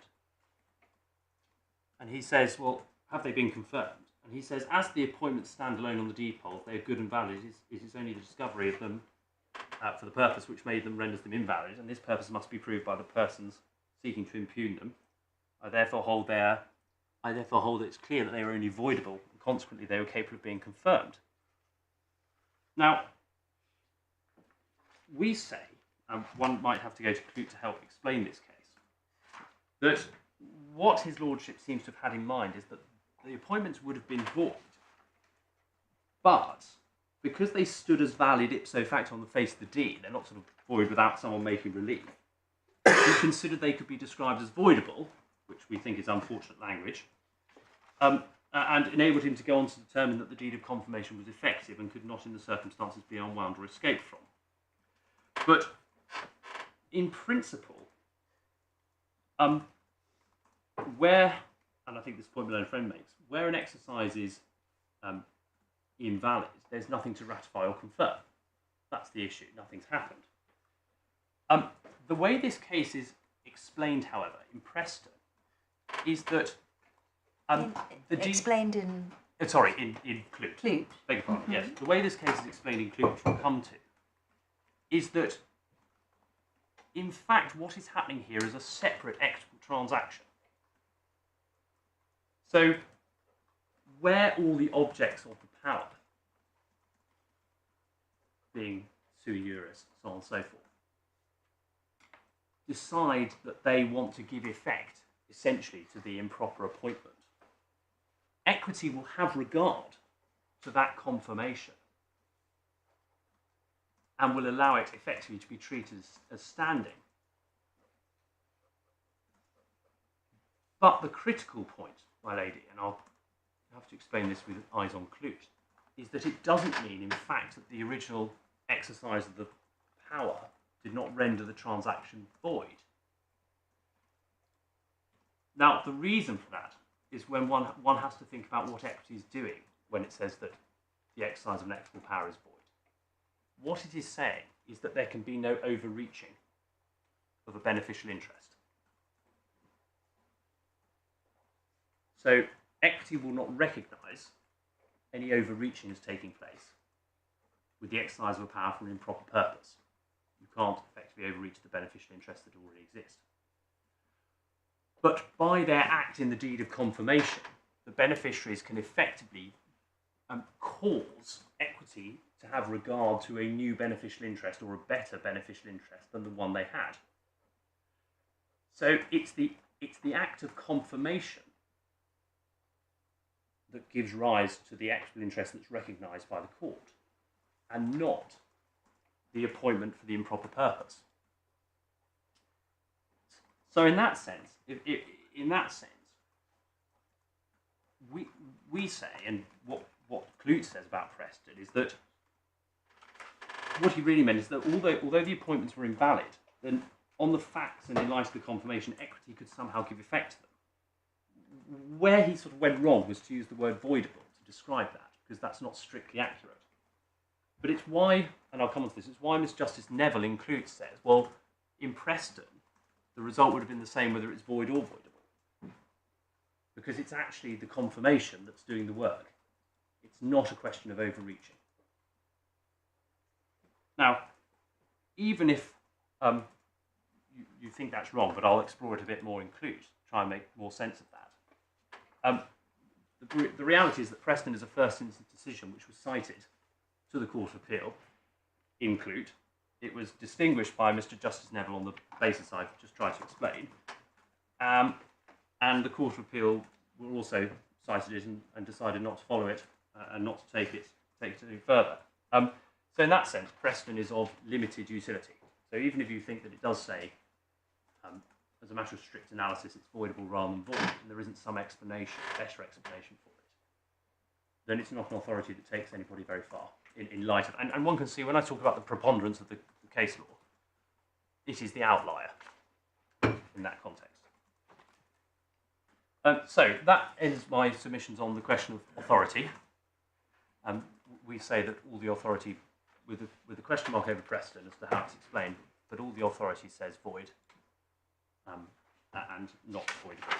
So Clute is consistent with prior authority. Then we get to the question of whether Clute is clearly and logically reasoned. And that requires, of course, an analysis of what is said in Clute itself, which is tab 18 of the first authorities bundle.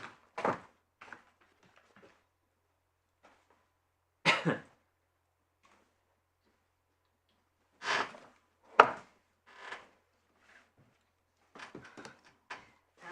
if you give me a moment, because I have it separately somewhere.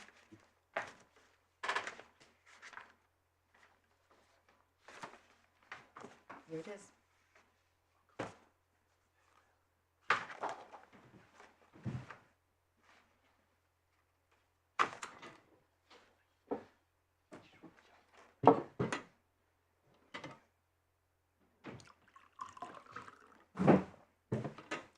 Do you have it, my lady? I do. One has to remember, when thinking about Clute, that Lord Justice Farwell was, of course, as my lady mentioned, I think, the author of the leading textbook in this field. And I don't say that to suggest that his subjects are beyond criticism, the judgments are beyond criticism. But he clearly understood the area of law. But the reason I actually say it is it is a judgment which assumes a very good knowledge of the subject. And perhaps in typical Edwardian style, the way it's written also presupposes some sort of immediate recognition of the underlying principles and concepts which underpin it. And I'm quite sure if Clute had been decided today, it would be written in a much more expansive and explanatory way. What I'm going to do is take you to the passages that my learned friend relies on, and the main body of Clute, and it's primarily the passage at page 137 and 138 we're going to be looking at. But what I would ask the court to do when thinking about these passages is think about three things. Firstly, to think carefully about when Lord Justice Farwell is considering legal powers and when he's considering equitable powers, because he's distinguishing between them. Secondly, I say that those two pages can't be read in isolation, certainly not from each other, because in fact what they are all leading to is Lord Justice Farwell's conclusion at the bottom of page 138 about what the state of the law is, where he says the law may be stated thus. So everything up to that point in these passages is essentially an explanation of where he's coming to. And thirdly, the point that I've just made to the court about what it is that's being dealt with when one talks about equitable powers being void. Because at its heart, where one is talking about dealing with equitable interest and an equitable power being void, what one is saying is that there can be no overreaching. So it is the process of overreaching that underpins what is going on here. And the point is that where the power is void, there's been no overreaching because the exercise of the power is bad. Nothing can change. Essentially, that's it. And if you want a much better explanation than I can give you, Snell's equity at 10.031, which the reference to which is page 1562 of the authorities bundle, which is tab 60, will explains this point. So I will turn then to Clute and page 137.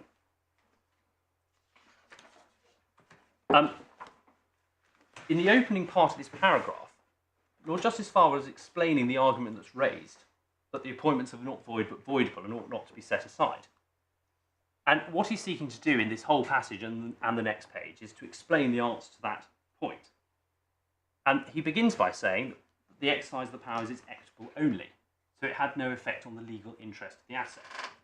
And in this case, legal title hadn't been transferred, it was still with the trustees. And he explains the point that equity has no direct operation on the legal interest, could not have been enforced or challenged in any common law court. Then he says the trustees in whom the legal title is vested must have transferred the property in order to give legal effect. They haven't, but he's just saying that's what they would have had to do. In such a case, he's saying, i.e., where a power is purportedly exercised is equitable only, he says there is little difference between void and void, or the difference between void and voidable is of little, if any, importance. Now, just pausing there, we do not say, or we do not agree that Lord Justice Farwell is making a general statement of law that there is little difference in equity between void and voidable. What he is saying, and one has to have in mind what his underlying reasoning is that where you're talking about a fraud on the power, a fraud on an equitable power, there is little distinction in describing it as void or voidable because nothing has moved. So there is nothing to set aside. So he goes on to explain this, but as I say, one has to read sort of the 2 pages together. He says, equity administers the trust of the settlement and has regard only to equitable interests and equities. The appointments operate only in equity, and our mandates to the trustees the mode of dealing with legal title. There is nothing to be set aside or delivered up to be destroyed before effect can be given to the rights of the parties, because the court has all the materials in its own hands. So what he's saying is that nothing's happened to legal title, there's nothing to set aside, because nothing's happened in equity. There's been no overreaching. It would be otherwise, he says, if the power enabled dealings directly affecting the legal estate. So he's now contrasting the position with the exercise effect of a legal power, and he gives an example where settled property was real estate conveyed to the use of the children. So that's a creation effectively of title. He said all that the law would do is to consider, well, has the deed been executed in accordance with the law? And if so, the execution would be held valid.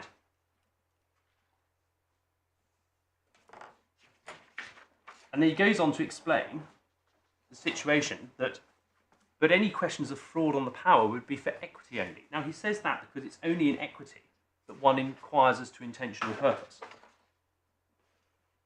And he says in such a case, the appointee would have the legal estate. So we're now talking about the case where legal title's been moved or been affected. The appointee would have the legal estate, and it would be necessary to set aside the appointment in order to get rid of the legal estate, which they're under.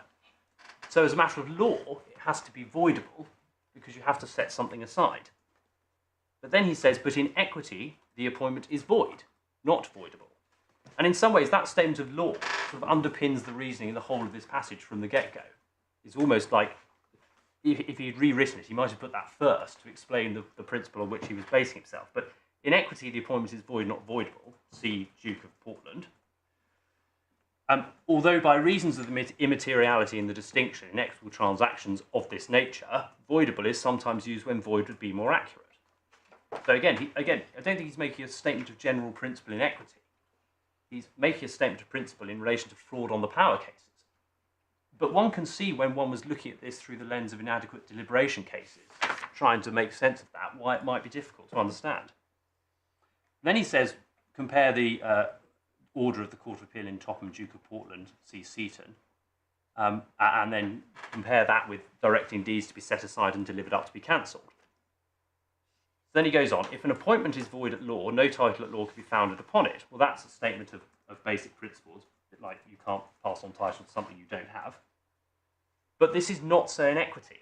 The mere fact that the appointment is void does not prevent a court of equity from having regard to it. E.g., an appointment under a limited power to a stranger is void, but equity may cause effect to be given to it by means of the doctrine of election. Now, that is the passage that seems to have befuddled a number of people. In my submission, you just need to break it down a little bit and work out what he's saying. Firstly, he's saying the appointment is void in equity, which, as I've said, means there's no overreaching of the equitable interest. And what he's saying is that, unlike in law, where that is simply the end of the matter, there are occasions or situations as a matter of equity where the court can have regard to the transaction in the sense that the same outcome can be reached, but not, critically, in my submission, by overreaching. So, the example that Lord Justice Farwell gives is the doctrine of election. Now, I don't accept my learned friend's assumption that when Lord Justice Farwell is referring to the doctrine of election, he simply means a choice between two inconsistent remedies. Because there is a specific doctrine of election that existed in equity. Now, I think, my lady, this is explained, that doctrine is explained in a passage in Snell at 6015, but I think that passage was sent to you separately because it was excluded from the bundle, but it was sent a week or two ago, I think, to my lady's clerk. I don't know if you have it. Passage in. It's passage in Snell. It was sent separately. It was sent separately. It's 6015 of Snell. It was sent electronically. Where's the rest of Snell? Because I think I may have put my copy. It's at tab 60, which is Authorities Bundle 5. Thank you. Let's see if I did. Yes. Mine is on my desk. We do have hard copies with us. I'd be very grateful because I do have it. I have looked at it, but I don't have it here.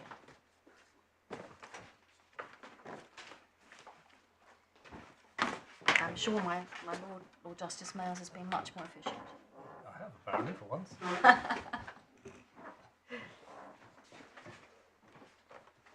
Is this the bit which Thank you. like an index? Yeah, at it's the like front? that. Looks like that. Yeah, Yes. I've seen that. Yes. Like my lady, I too have seen that, but without a page number. No, I'm afraid sorry. I was. Yes, I'm sorry. I took a hard line. I'm afraid it was, by the time we'd realised it was missing, it was rather difficult to change all the electronic bundles which had been marked and so on. It's So I'm much- afraid we. Much more sensible to have done what you did. It's Well, if the doctrine is explained at 6015, and perhaps I can ask you to just read it, because I suspect, as normal, the authors or editors of Snell will be able to explain it much better. But then I will try and give you an example as to how it works in practice.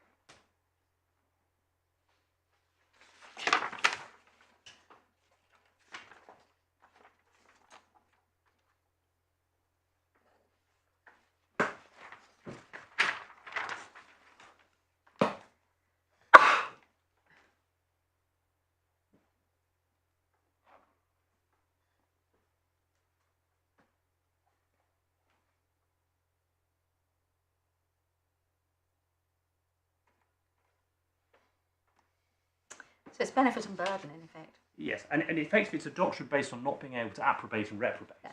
essentially. But if I give you a short example based on one of the cases where I think this doctrine had this effect, if you have a situation where a father has a power to appoint assets to his children, in default of which it was to go to them also by appointment, I'm sorry, in default appointment, it was to go to them. He appoints part of the stock to his children, but improperly appoints part of the stock to a stranger to the power. So on the face of it, that is for an improper purpose as to that part. But at the same time, in his will, he leaves to his children a gift. And in those circumstances, the children are bound to elect after his death. They are bound to elect. Do they take with the will? In which case, they are not able to complain about the improper appointment. Effectively, they have to release the improper appointment. They take the property under the will. Or they can decide to take against the will, and they can say, well, we want to have the improperly appointed aspect back because that transaction is void. But in that circumstance, equity will not allow them to also take the property given to them under the will. It's effectively, you can't have your cake and eat it in both situations. And so, if they were to take under the will, the effect would be that the appointment to the object who was not a proper object to the power would be treated by equity as, they would be treated as receiving a beneficial interest, as it were, or a beneficial interest would be created. But as Snell suggests, the point is it's not overreaching that does that. So it's not that the transaction is not void. It is void because there hasn't been an overreaching of the beneficial interests.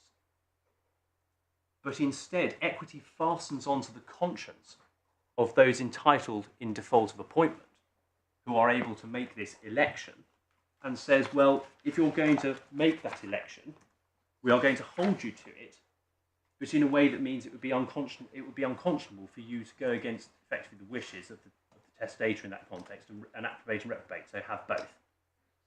So that is how the doctrine of election works, and actually the passages in Snell after that, which we haven't included, do explain that and give that helpful example.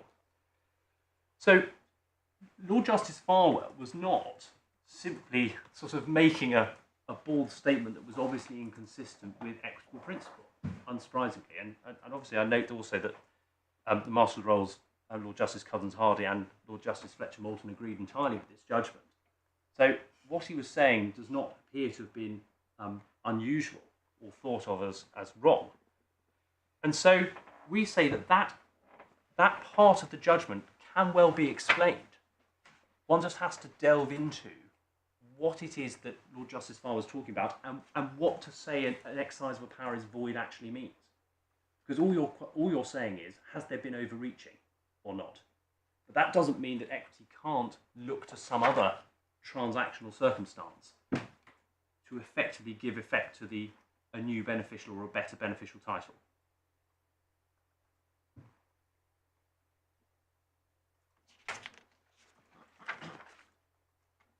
So even if perhaps there was a question about whether he meant election in the inconsistent remedy sense, even then one might say, well, in that situation, if a beneficiary decides not to assert their beneficial interest against the recipient of property, but to sue the trustee instead to reconstitute the fund, equity might well say, well, you can't have both. You can't approbate and reprobate. So once you've elected to seek a personal remedy against the trustee instead of assert your proprietary interest, equity will effectively treat the other person as receiving better title. But it's not a question of overreaching.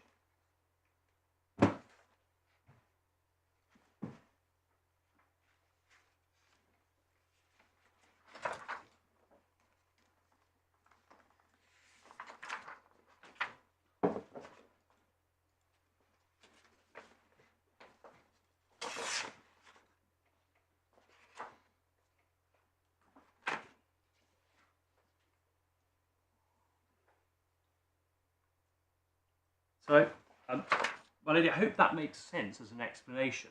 But it makes sense of what Lord Justice Farwell is saying. And we say there is nothing inconsistent or illogical with that and the underlying equitable principles. And that's the really key point. And then what he goes on to say at 1 through 8 is effectively a statement, I think, of broadly of orthodoxy, where he summarises what he says about how the law could be concluded. Just to emphasise the point about a beneficiary giving up, effectively, their interest. If I could ask you just to look at page 139, which no one's really turned to in this case very much, briefly.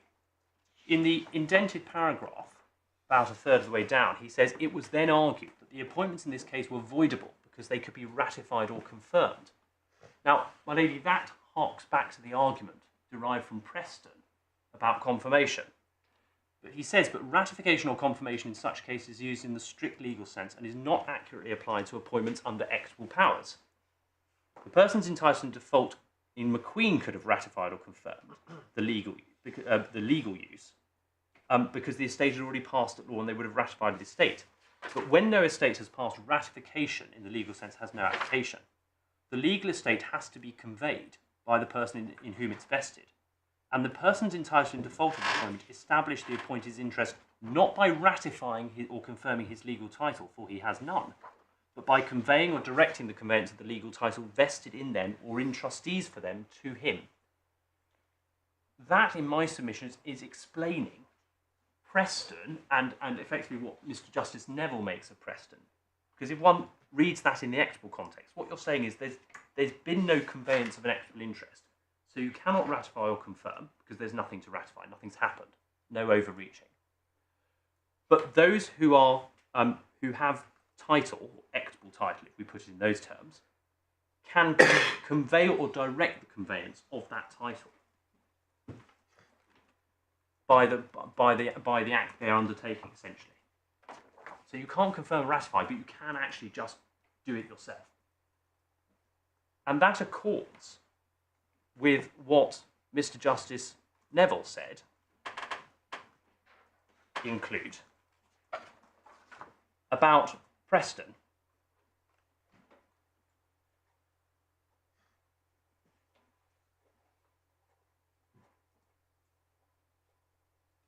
And for your reference, what Mr. Justice Neville said is at 131. One just ties that up there.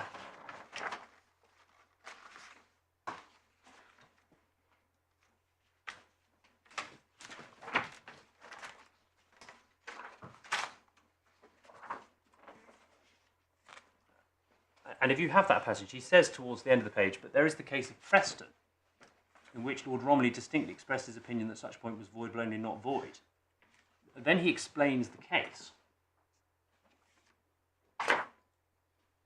And at the top of the next page he says, now it seems to me that what Lord Romilly says is in fact only a dictum and not necessarily in the decision, because I think it's quite clear that supposing a man made an appointment in fraud of a power to the objects of the power, and then the deed was executed by the appointer and all the persons who would take in default, and they purported to confirm the invalid appointment so as to vest in the appointee all the fund, which was subject to the power of appointment, the intention of that deed would be quite clear, and effect could be given to it in equity.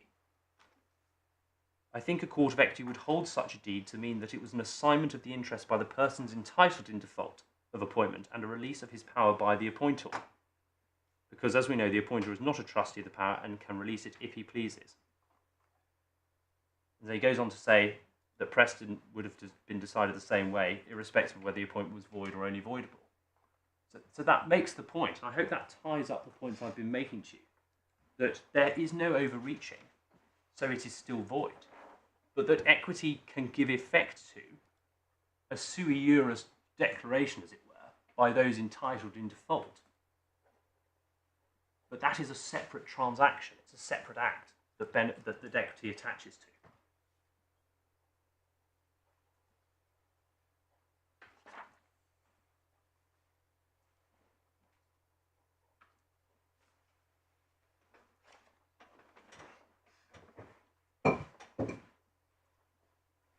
So, my lady, what I've tried to demonstrate is that on a closer analysis, and I appreciate it was quite a close analysis, but I think it's necessary given the stick for which Clute's come under in some ways, that there is an entirely logical and reasoned basis for it, particularly when one thinks about what the equitable principles are and what they mean. So it's not a case which can be described as inexplicable or an outlier or a blot on the legal landscape. That ends my sort of analysis, deeper analysis of Clute, and I'm now going to deal with the question of whether Clute conflicts with principle. Sorry, whether Clute conflicts with principle, equitable principle. Yeah. And we say it's entirely principled to treat the exercise of a power for improper purposes in the same way as you would excessive execution. And in fact, there's similar distinctions when one analyses it in other areas of the law.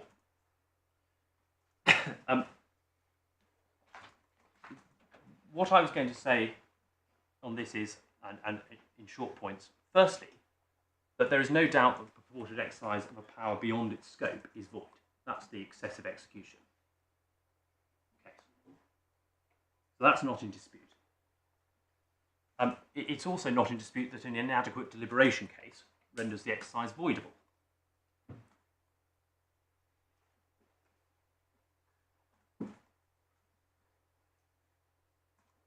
The third proposition is that the exercise of a power for improper purposes is markedly closer to excessive execution than it is inadequate deliberation.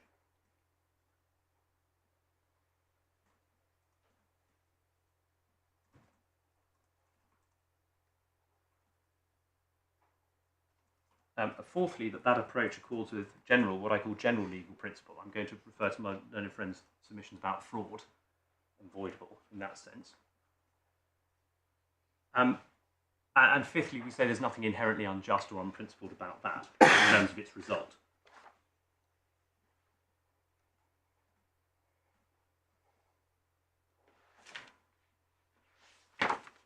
So those first two propositions, my lady, my lords, I don't think I need to go into because they're not disputed and Pitt and Holt at the different levels are authority for both of those. The third point then is, well, where does improper purposes sit?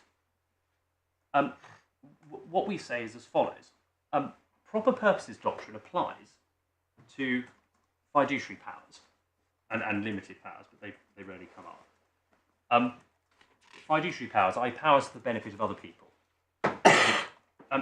It is therefore inevitable that the proper purpose of such a power is closely tied in with furthering the interests of that person or persons.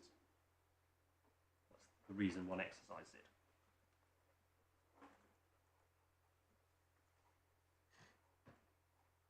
And so to exercise a power for a purpose other than to benefit the persons for whom it exists is inimical, we say, to the power itself.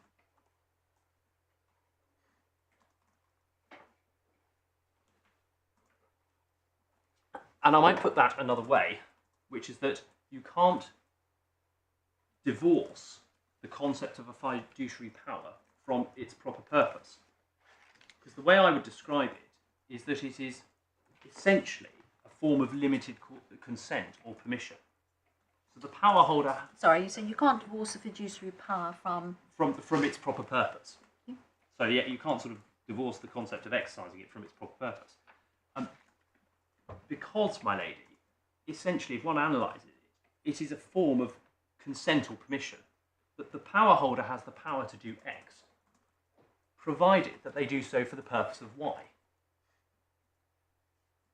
So if you seek to exercise the power for a purpose other than Y, you essentially take the power holder outside the boundaries of the consent for which the power was ever given.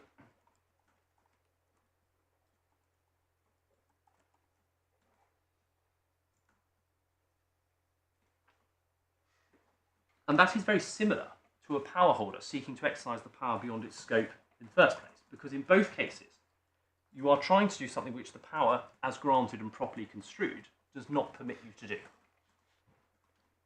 excessive execution by the back door. Precisely so.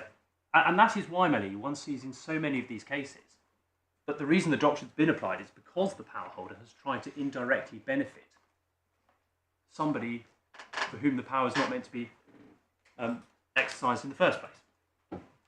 And in fact, I'm just going to take you very briefly to the textbooks and to Vatcher and Paul, because one can see the assimilation of excessive execution and fraud on power in those authorities, because actually they either consider them very closely or in fact treat fraud on the power as a species of acting outside the scope of the power. So trying to do them in order, these are all in bundle 5, I believe. Or the textbooks are in bundle 5. So the first I was going to take you to was Thomas on Powers, which is at 59, tab 59.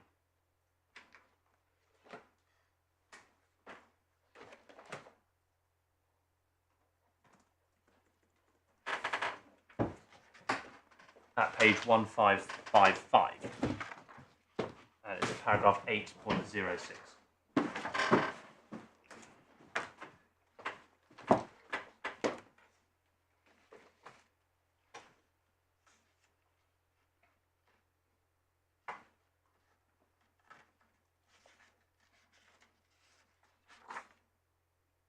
If I ask you to read that, you'll essentially see the authors making the point I've just made.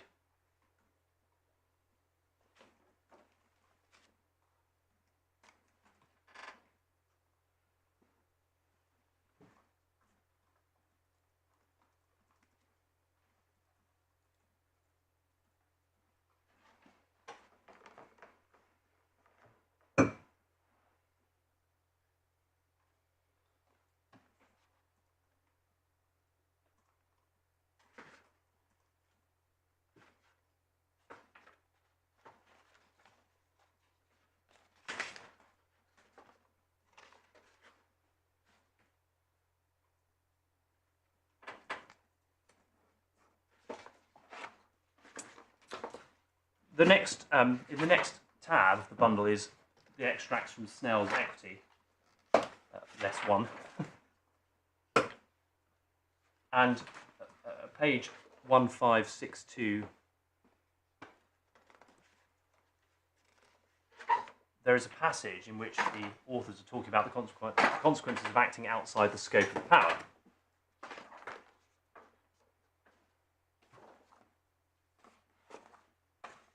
We've marked the beginning of that passage.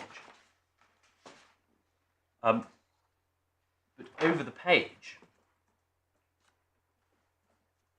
as well says, and then actually the first sentence, my lady, was the point I was mentioning about Snell explaining that if a trustee disposes of an asset outside the scope of his equitable powers, the disposition will not overreach the beneficial interests. So that's the source of that, if one needed one. But however, the beneficiaries may be... Where's the reference to overreaching? Oh, sorry, the first line of page 1563, my lord. Oh, right. Oh, that's right. I'm sorry, no, I'm reading on.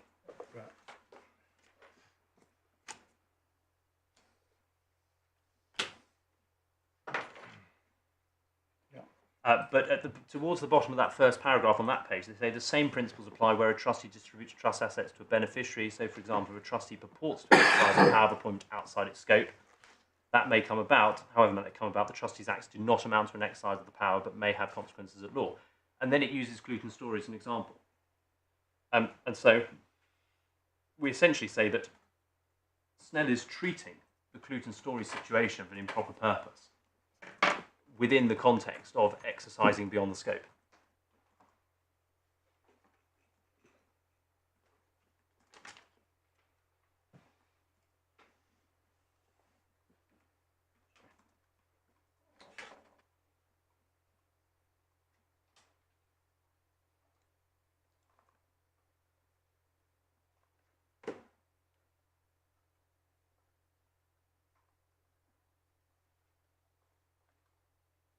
And one sees that assimilation of the position. Actually, if I should perhaps ask you to turn back to 1561, just at the top of the page, in the introduction to this section, and it's the first indented paragraph where Snell talks about how you can categorise the things into three categories. The first are the controls which limit the scope of the power. These are issues of construction, the requirement that the power be exercised in good faith, and the doctrine of fraud on the power.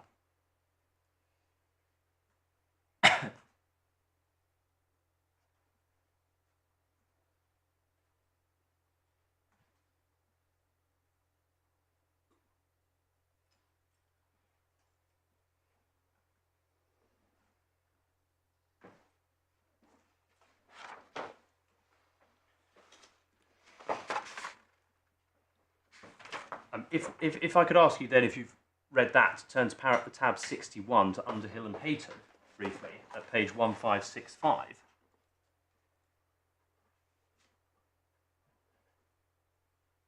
There is a marked passage at the bottom in relation to paragraph 60.57, where the authors say it's always been clear that the effect of a fraud being committed in relation to an equitable power is that the exercise of the power is void, rather than merely voidable. This is because the power is treated as not having been exercised, just as if the appointer sought to appoint to a person outside the class. The power does not extend that far, and therefore an attempt to appoint to a non-object is of no effect at all.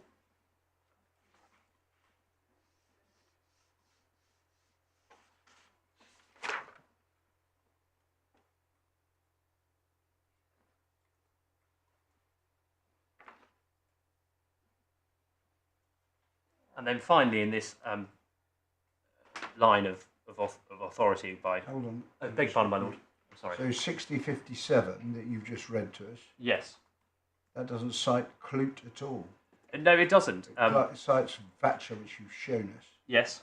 and two other cases. Yes. Not So Recohen is, I think, a first instance decision. Actually, if one reads to the end of Clute, it's the next case in the authorities. You can read the head note if you like, but we don't have the authority. Well, my enthusiasm was such that I can't confess I've done that.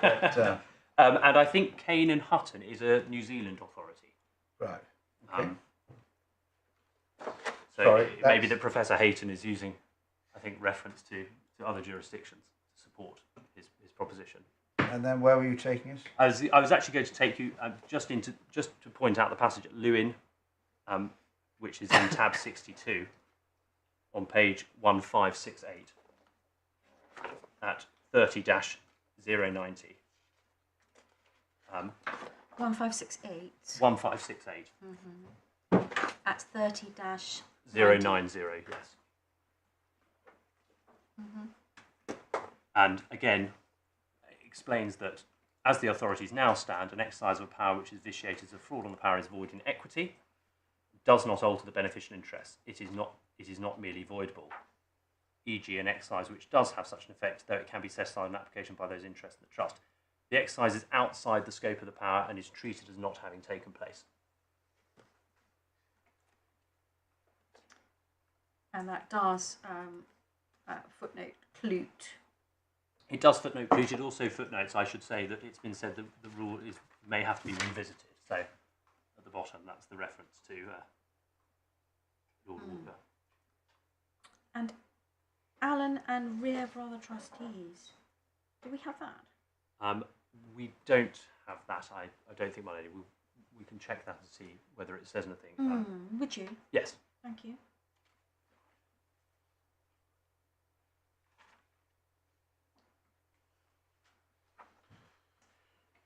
My lady, that was all I was going to say about those textbooks. I've already taken you to Vatcher and Paul. I'm slightly loath to keep repeating going back to bundles, but essentially, we could ask you to look, when you consider this, at Vatcher and Paul and the statement that was set out at page 151 of the authorities bundle.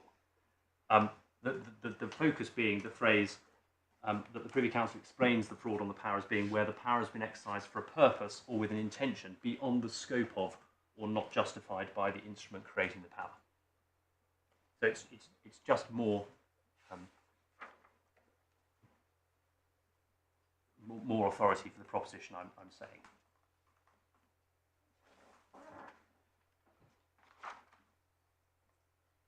And we say that proposition is that all of this is closer to excessive execution than inadequate delivery. Indeed. The point I'm making is that the Privy Council treated it as a species of being in excess of the scope of the power. And we say it would be unprincipled, and in fact a triumph of form over substance, if the result in equity was any different, where the power holder devises an indirect route to benefit a non-object to one where they're benefiting a non-object directly. And that, no doubt, is the basis upon which these decisions in that line is taken.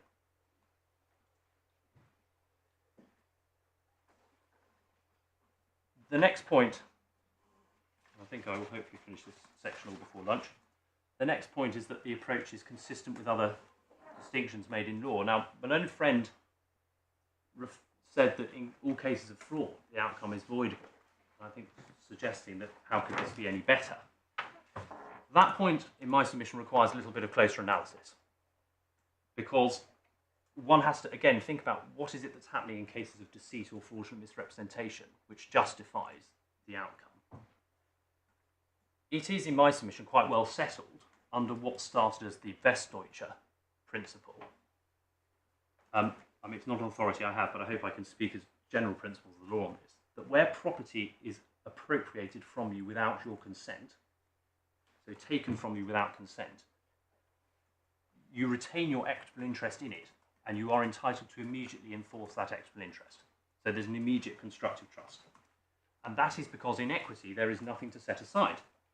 There's no voidable transaction, it's just void, because you never gave your consent, and your property never passed because you never intended your property to pass.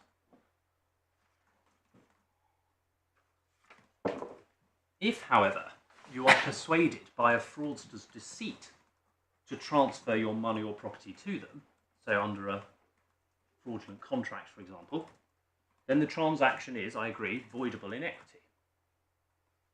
You must have it avoided, and thereafter, if you do, you can assert your proprietary claim. The reason for that distinction that underpins that distinction is to do with consent. In the first case, there is no consent to the transaction. In the second, consent was given, and so prima facie the transaction is valid. But your consent is vitiated, or was affected by a vitiating factor, and so can be reversed upon your decision to do so. But there may be cases where people are defrauded into making investments which turn out to be rather good, and decide to affirm the transaction. We say that where a power is exercised beyond its scope, or for a purpose for which the power does not exist, then the consent, to put it another way, in relation to the exercise of the power, has not been given. Whereas, so the exercise of the power exceeds the boundaries of the consent, either because you're directly going to an object, a non-object, or because you're not within the purpose. But either way, you fall outside the four walls of the powers and its consent. Do you mean consent has not been given by the By the donor of the settlor. power? Yes, by the settlor or the donor of the power, whoever created the power for that purpose, yes. It's usually a settlor or... Yes, yep, exactly right. So that's that case. But in an inadequate deliberation case, the power holder has acted within the scope of the consent given to them by the settlor, because they've done a permitted act for a permitted purpose. But the difference is that their mind has been affected by some irrelevant matter or an error, i.e. it's been vitiated in the same way as if you've been convinced to transfer your assets to a fraudster. And so, it may be reversed, but it may be on the facts that actually don't want it to be reversed. Or it might be that you would have made the same decision in any event, and so it doesn't need to be reversed.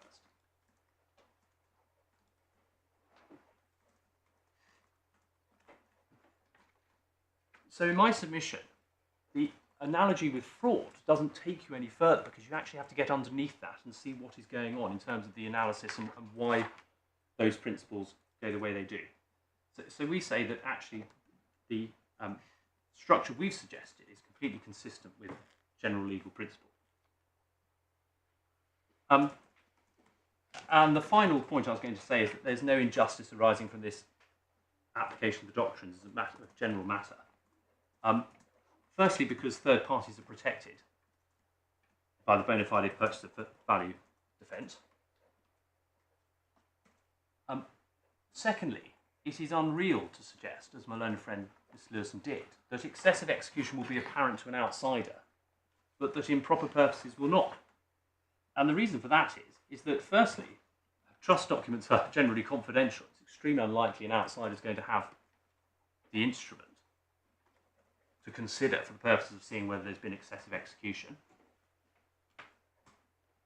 But secondly, even if they did, as the authorities tell us, one discerns the proper purpose of a power from the instrument itself. And of course, the question of, well, for what purpose was the transaction undertaken is almost never determined from knowledge of inside the power holder's mind, not least because they usually don't admit that they've done it for an improper purpose. What you determine it from is the circumstance of the transaction and what its effect was. So that these aren't matters that are sort of secretly hidden away in one case but not in the other. The fact is you're not going to have, very unlikely in any particular case, to have the document anyway from which one can discern either excessive execution or improper purposes. But even so, that point does not undermine the legal principle which supports the distinction that's drawn in the authorities at the moment. So we say that there's no merit in that argument. There's no injustice on the facts of Clute, which was a point mentioned in their skeleton. That's simply because the reversionary sort of recipients and third parties in Clute could not avail themselves of the third party bona fide purchaser defence because they didn't have legal title. That's just an application of the law. And the last point I was going to make, I think, on this is that whilst it may well be the case that previous cases have considered that transactions affected by inadequate deliberation, the Hastings-Bass, I should say Metoy pension funds cases, I think actually, Metoy funds cases, but the Hastings-Bass cases, as one called them that, the fact that they've decided that that should be voidable rather than void does not mean that the same is true of improper purposes cases, for precisely the reasons I've said. Because we say that if that was the case, there would have to be questions raised about excessive execution as well.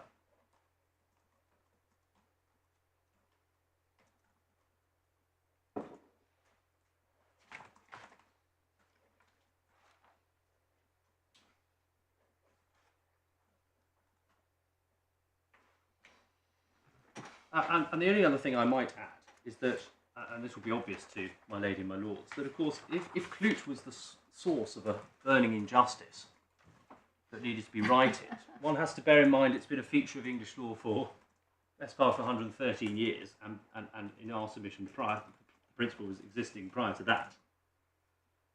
And the other point that sort of adds to that is that what the appellants seek to argue, bad though we say it is, for the reasons I've said, are questions of underlying principle, which go to the very heart of the classification of these doctrines in equity and the answers to them. And where you've had settled law dealing with these doctrines, including where they've been applied by the House of Lords, Privy Council, we say that if the point is that the law in England as it stands is wrong in principle and ought to be changed as a matter of policy, leaving aside that there's a binding Court of Appeal authority, and with the greatest of respect, that is a question we say for the Supreme Court to decide those questions, because obviously if it's going to need review, it's going to need review on that basis. So that's that point, and then finally, in the final few minutes, I could probably get on to ground 4 as well, but I won't finish it before lunch. The question about Clute being well respected, which is I think Mr. Lewison's final heading. And the appellants say that Clute is not well respected and point to the dicta in all the Hastings-Bass cases which raise apparent difficulties with that case. Our response to that, my lady, is this. We accept, of course, that some very well-respected judges, 3 very well-respected judges, I think, have raised questions about the reasoning or meaning of Lord Justice Farwell in Clute. But none of those judges, with respect to them in those cases, subjected the decision to detailed analysis. Nor do any of the judgments say that the decision in Clute is wrong. They just say it's difficult to follow. And they were all cases deciding, in the inadequate deliberation context, whether the result of that doctrine should be voidable or void. Now, one can see from that lens that if a judge is being presented with an argument by counsel that Clute's story has this passage that might be taken to be referring to general equitable principle as having little difference between void and voidable, one can see why it might be a source of some trouble. But in fact, I hope I've explained that that isn't what Lord Justice Farwell was dealing with. And he was, of course, dealing only with an improper purposes case, and that judgment has to be framed and read in that context. So we say that whilst we obviously acknowledge that criticism, it really only goes so far, because it's being considered in a different context and not in the detail that would need to be considered to really undermine it. We also say this is not a case that doesn't carry confidence. And I say that for simple reasons. Firstly, the length in which this authority has been a feature of the law of England. The fact that the appellant's not been able to find a single authority in any jurisdiction which departs from it. The fact that none of the major textbooks criticise it. And my learned friend referred to Professor Virgo's book, and in that book, a very brief argument is advanced that the answer he thinks should be, as a matter of policy, that the improper purposes doctrine renders a disposal voidable rather than void. But in the same passage, or very close to it, Professor Virgo recognises that the law in England is clute, and that it is void. And as I understand his position, it's not based on any criticism of clute itself. It's just simply, I think, as a matter of principle, the answer should be voidable. So we say that the arguments that clute is wrong as authority, is illogical, fails to command respect, wrong in principle, all fail, because there is a clear basis for it. It is supported by authority. It's clearly consistent with the prior authority, and it's been well recognised and not departed from at all since it was decided. So coming back round, and this is the very last bit of my submissions on this, with all that in mind, there is no evidential basis, we say, for considering that the law of Jersey is different to the law of England on this issue. There is therefore no proper basis upon which this court, with the greatest of respect, could depart from clute. But even if my lady and my lords took the view that this argument could be considered, in our submission there is, in fact, no proper basis for concluding that clute is wrong, or that the Jersey courts would refuse to follow it for the reasons my learned friend has suggested.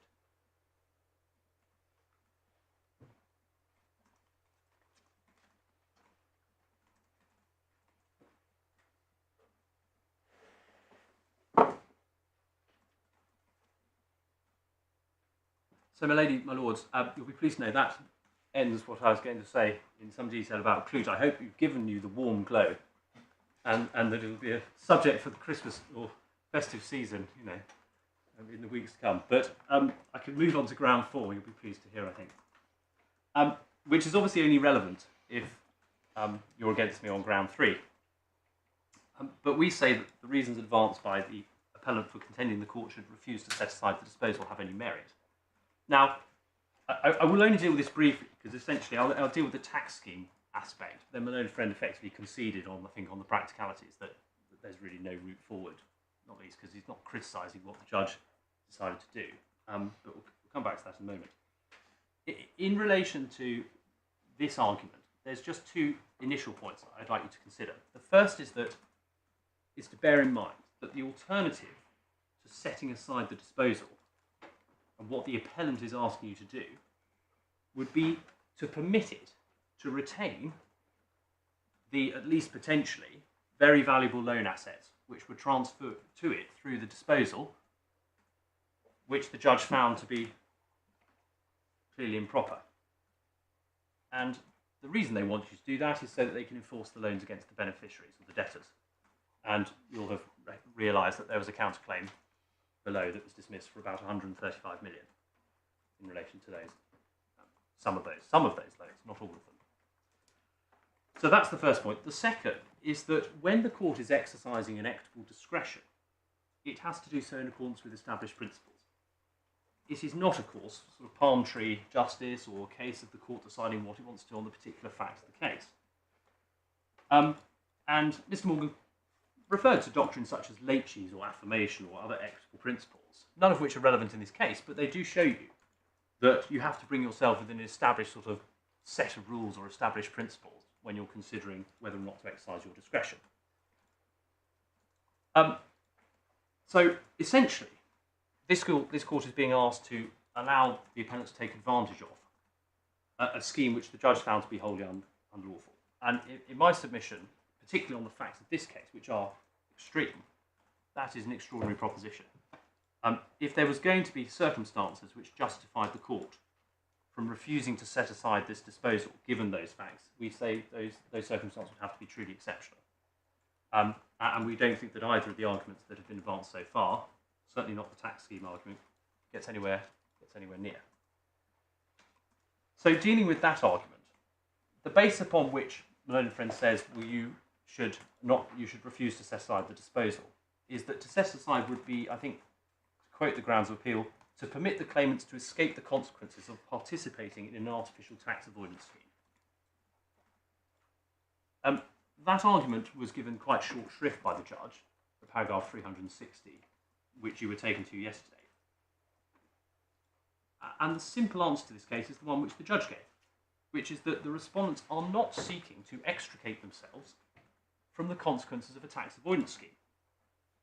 They are simply seeking to set aside a transaction which was unlawful as a matter of trust law. And they are entitled, as anyone else, to expect their legal rights to be upheld.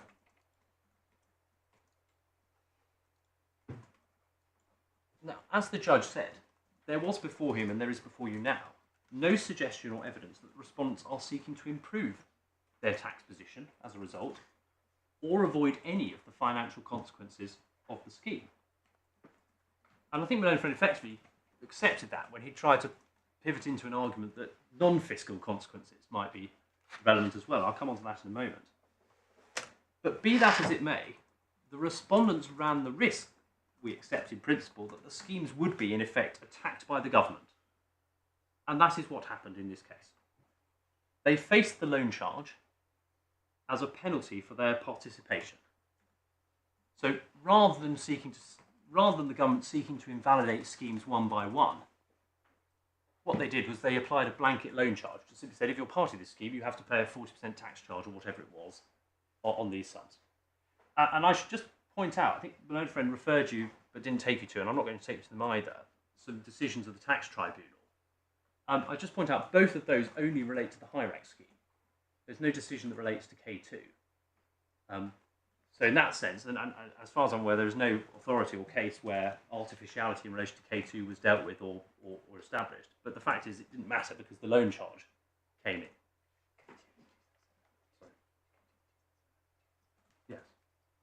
Okay. Yeah, that was the 2011-2012 schemes, K2. Sorry. Thank you. So we accept, in principle, that the respondents ran the risk of the loan charge. And they've suffered that consequence. The loan charge was imposed. They're not trying to get out of it. They're not seeking to undo it. They're not seeking to remove their assets from the trusts. In fact, they're trying to put them back in that sense, or we say they're still there. But what they didn't run the risk of was the trustee of the scheme acting in concert with Mr. Emblin, Mr. Reed, and FS Capital to commit a substantial breach of trust with the intended purpose of, to put it bluntly, exploiting them for their financial gain, for their own financial gain.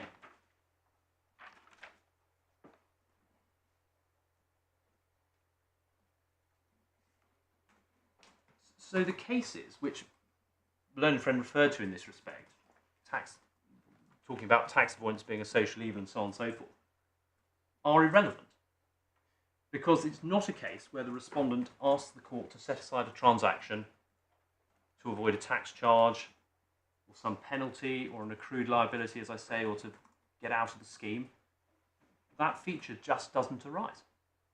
The relief would keep the respondents in precisely the same position in relation to the tax scheme as they were before, and keep their assets within it.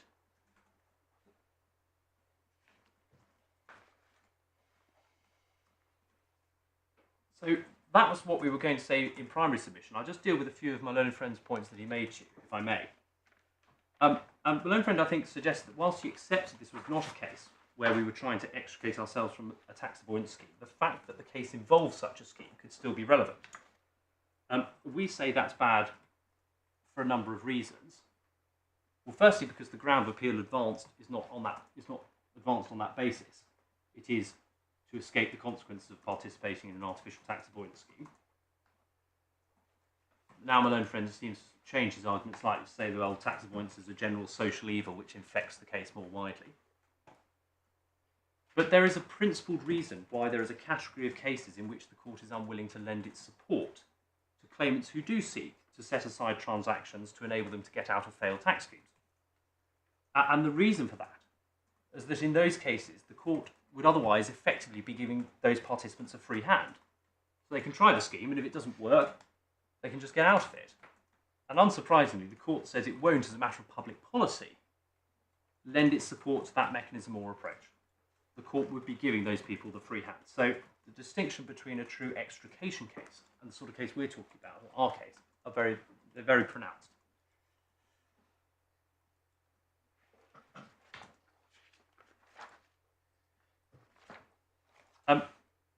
My lady, conscious it's about 2 minutes to 1, I'm not going to quite finish, and with your permission, I'd rather stop and pause before I get onto the right and competing equities points, which will probably take 10 minutes to finish off before I hand over to Mr. Fenimore to present our arguments in relation to Mr. Flavin's appeal. But obviously I'm subject, of course, to your that's direction. absolutely fine and it makes sense. So you have another 15 minutes, 15 maybe. minutes and Mr. Fenimore has... About 40, half an hour to 45 minutes, we'll say. But our timetable allows us to go to 3:30, so we're well, yes. we're well within time, I think. Thank you very much then, 2 o'clock.